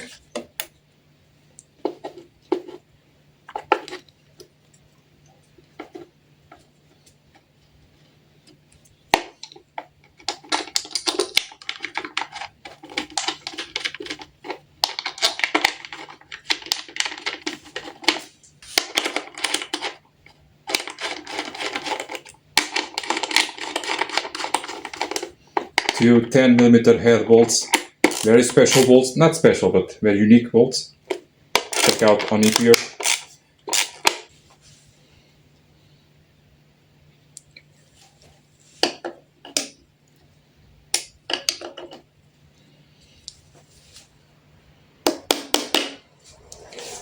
Now here for the back side of this engine, we have, first of all, we have here a bracket that goes from the manifold to the head.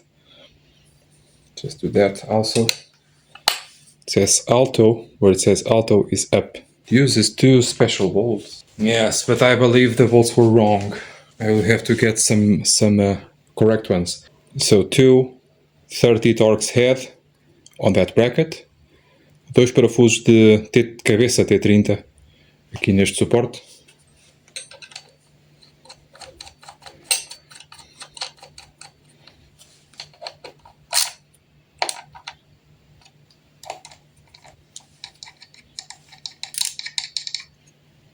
Yes, now the infamous oil catch can.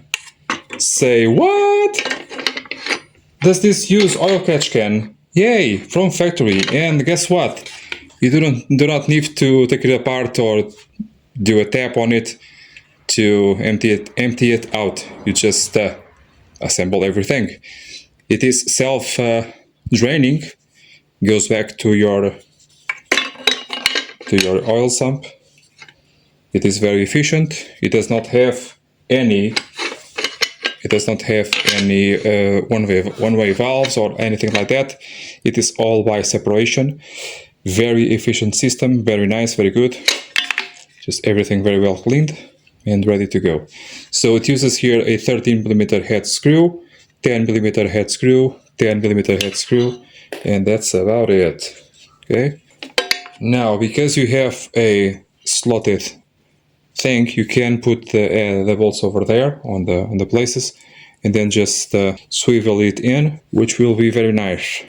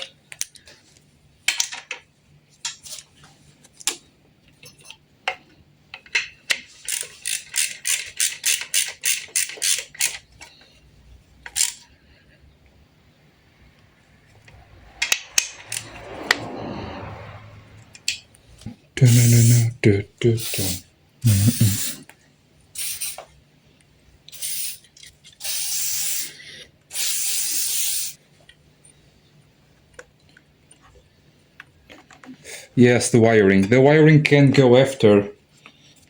Not a big deal. Not a big deal.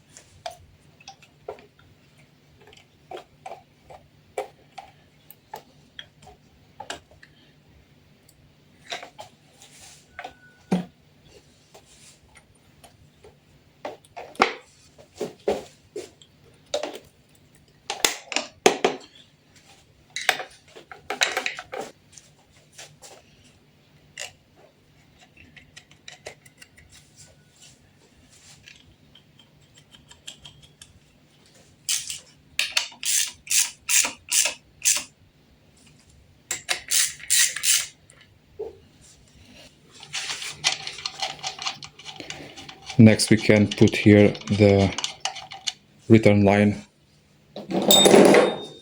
for the thermostat area.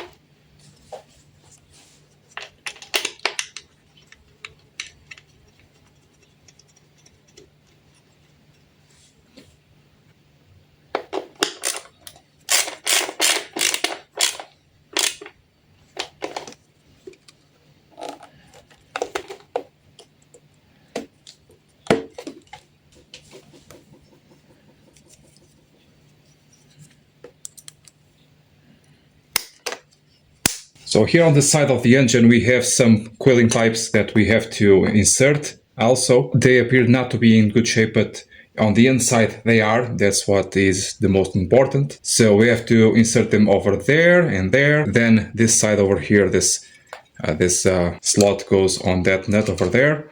And back there on the engine also goes to the starter. So the starter has a bracket, and on that bracket we must insert this. Okay, so just give it here the most that we can outside of the car, to be easier to spot everything, to be easier to spot if everything is necessary more than we think. In this way, trying to avoid waiting for parts, as we are waiting for parts right now. That's why I did not did the timing yet. By the way, you do have videos for this timing if you want to. They are down on the description. I will not do the full tutorial anyway on this video because I already have it. Okay, so let's go ahead here and do this.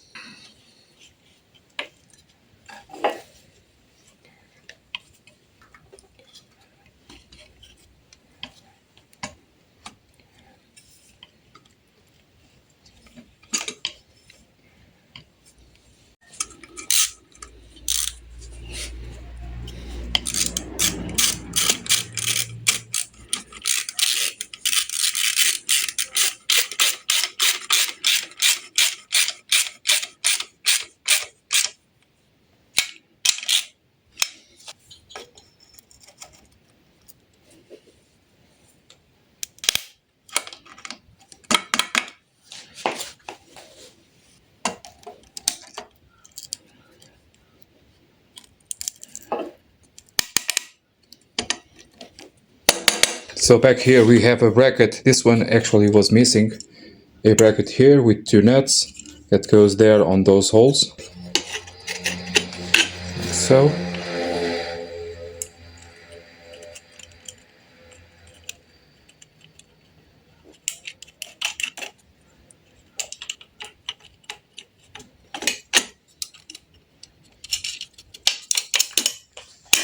Now the pipes for the heater core, for example.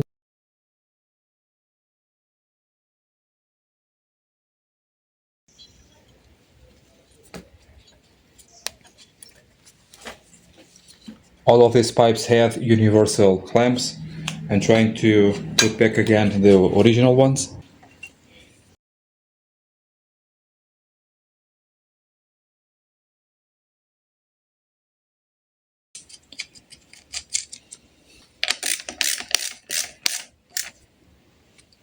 In this way, ending my stock of original clamps.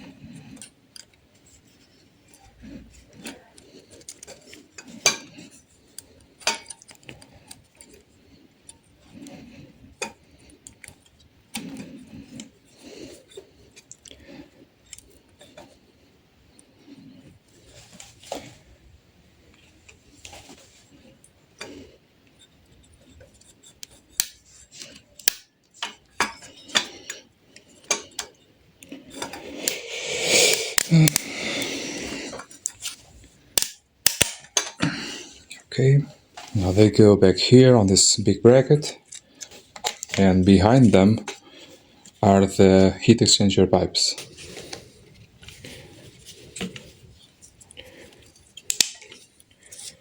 For the RPM sensor, heads up here, with this new style of RPM sensor with no cable, they do not go bad. And if for some miracle they do, you cannot ever use aftermarket brands, not even Bosch. Has to be the original one, okay? If not, the cranking will be very, very problematic.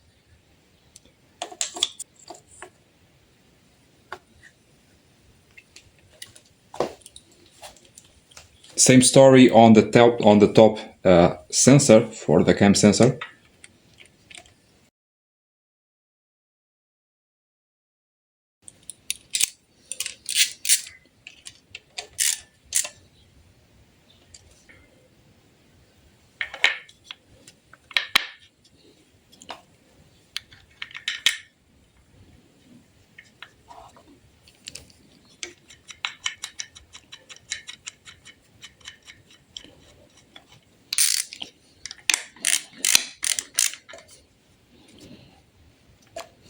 I also do have videos for all of this, for this intake valve, the shut-off valve of the engine.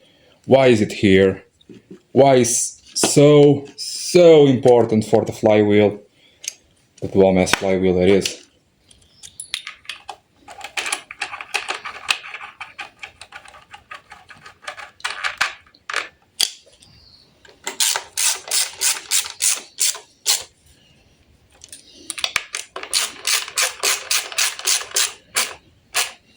Now here for the spent oil of the turbo, we have here these original gaskets. The one up there must use this copper center, and this one here must be only original. It is a multi-layer gasket. It goes right there, okay, right there, right there.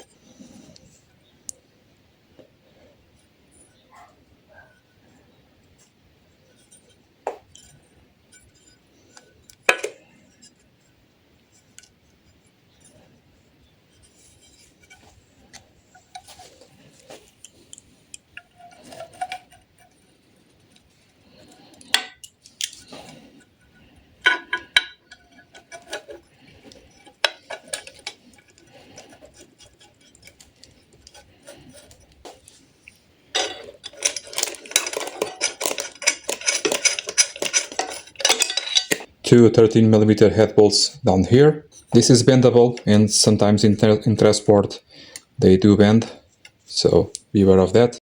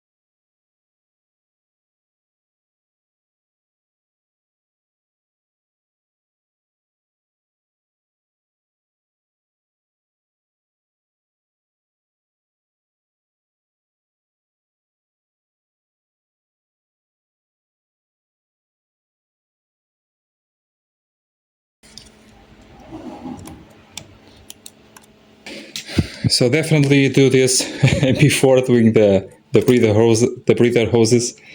As you can see, it is not that difficult to do. The only finicky part is over here at the rear, that you have to pass the wiring through. Once I have my gearbox over here, and I do have it is for that, and my starter, I can see if everything is alright over here. Then you have here also the wiring that will go to the globe plug box. I believe it may be something similar to possibly going over there. Possibly, but with the gearbox and starter in place, it will be a charm to do. Okay, it's very intuitive, very nice. Also, some engines have over here an extra box, a vacuum reservoir that you have to install. Also, this engine does not have it, so I cannot show you how it is.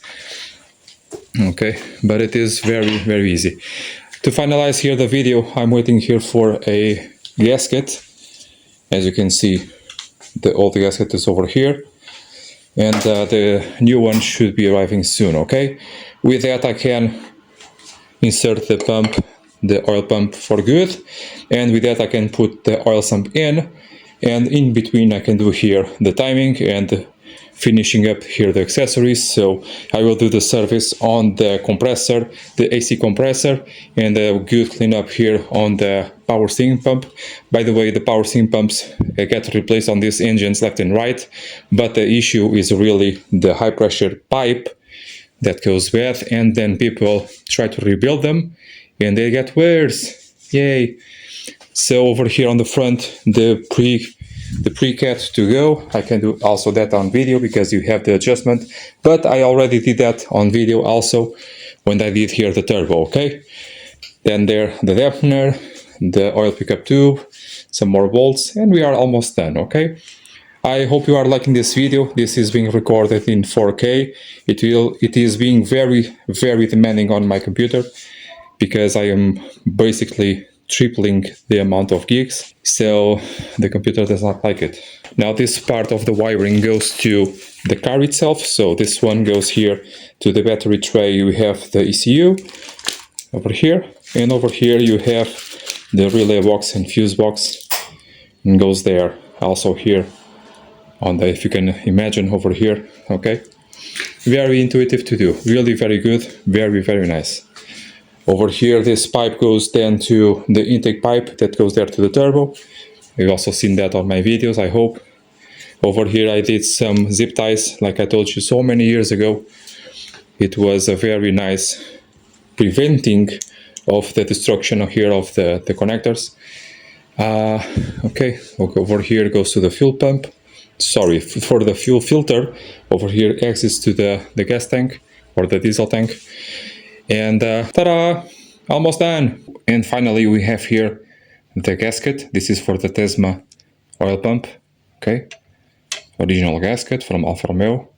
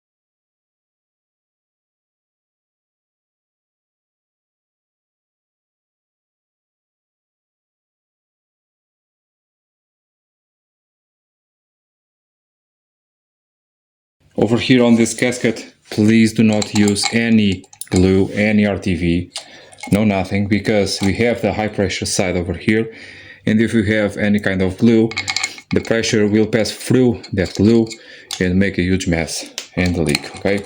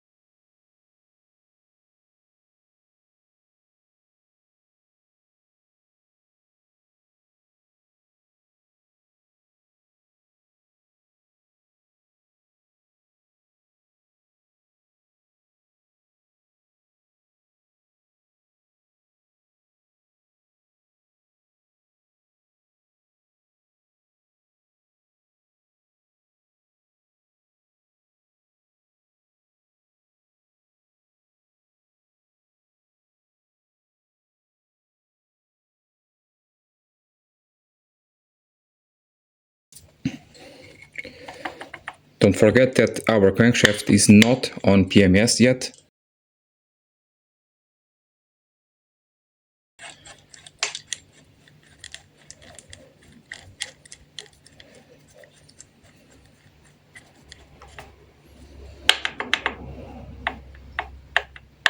It's a bit too much. But okay.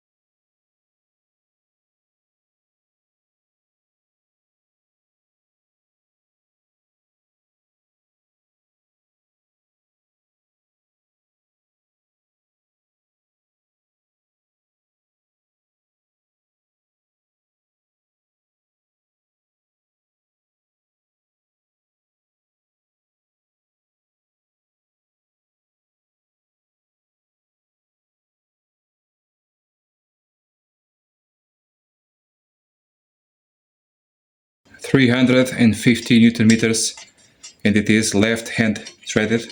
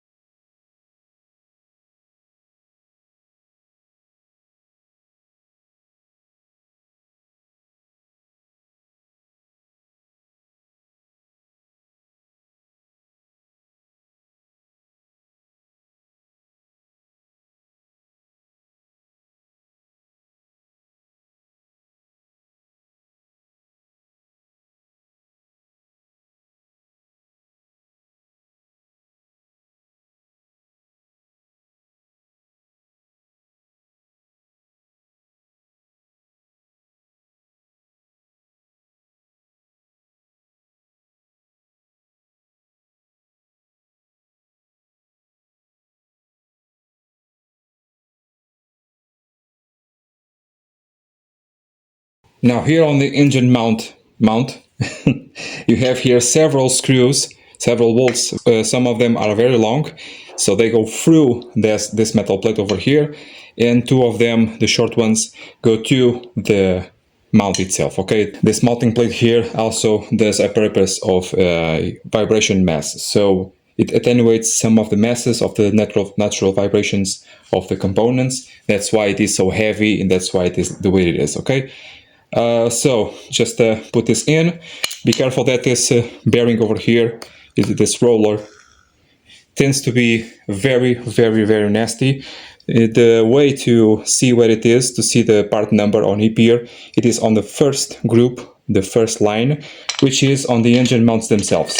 For the 2-liter MutiJet, no longer is on that first group, but on the second group, the final drawings near the belts and whatnot. Okay, so if you are having problems with finding this one, it is on the first group. This one and that one are on the second group. We also can do here this adjustment over there. We also did that one over there before. Now just get it in.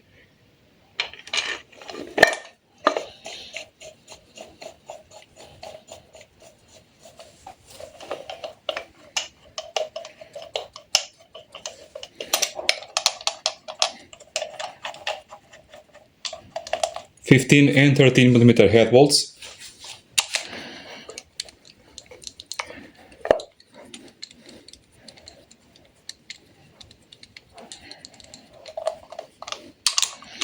Some of those things that are not really possible to show on the car. I have done that on videos, but in this way I hope it is easier to spot how it is. So do all of the bolts by hand, then a little bit with the ratchet, and then you can do 40 on the 15mm head ones and do 25 on the 13mm head ones. On the top one over here, let's do the adjustment.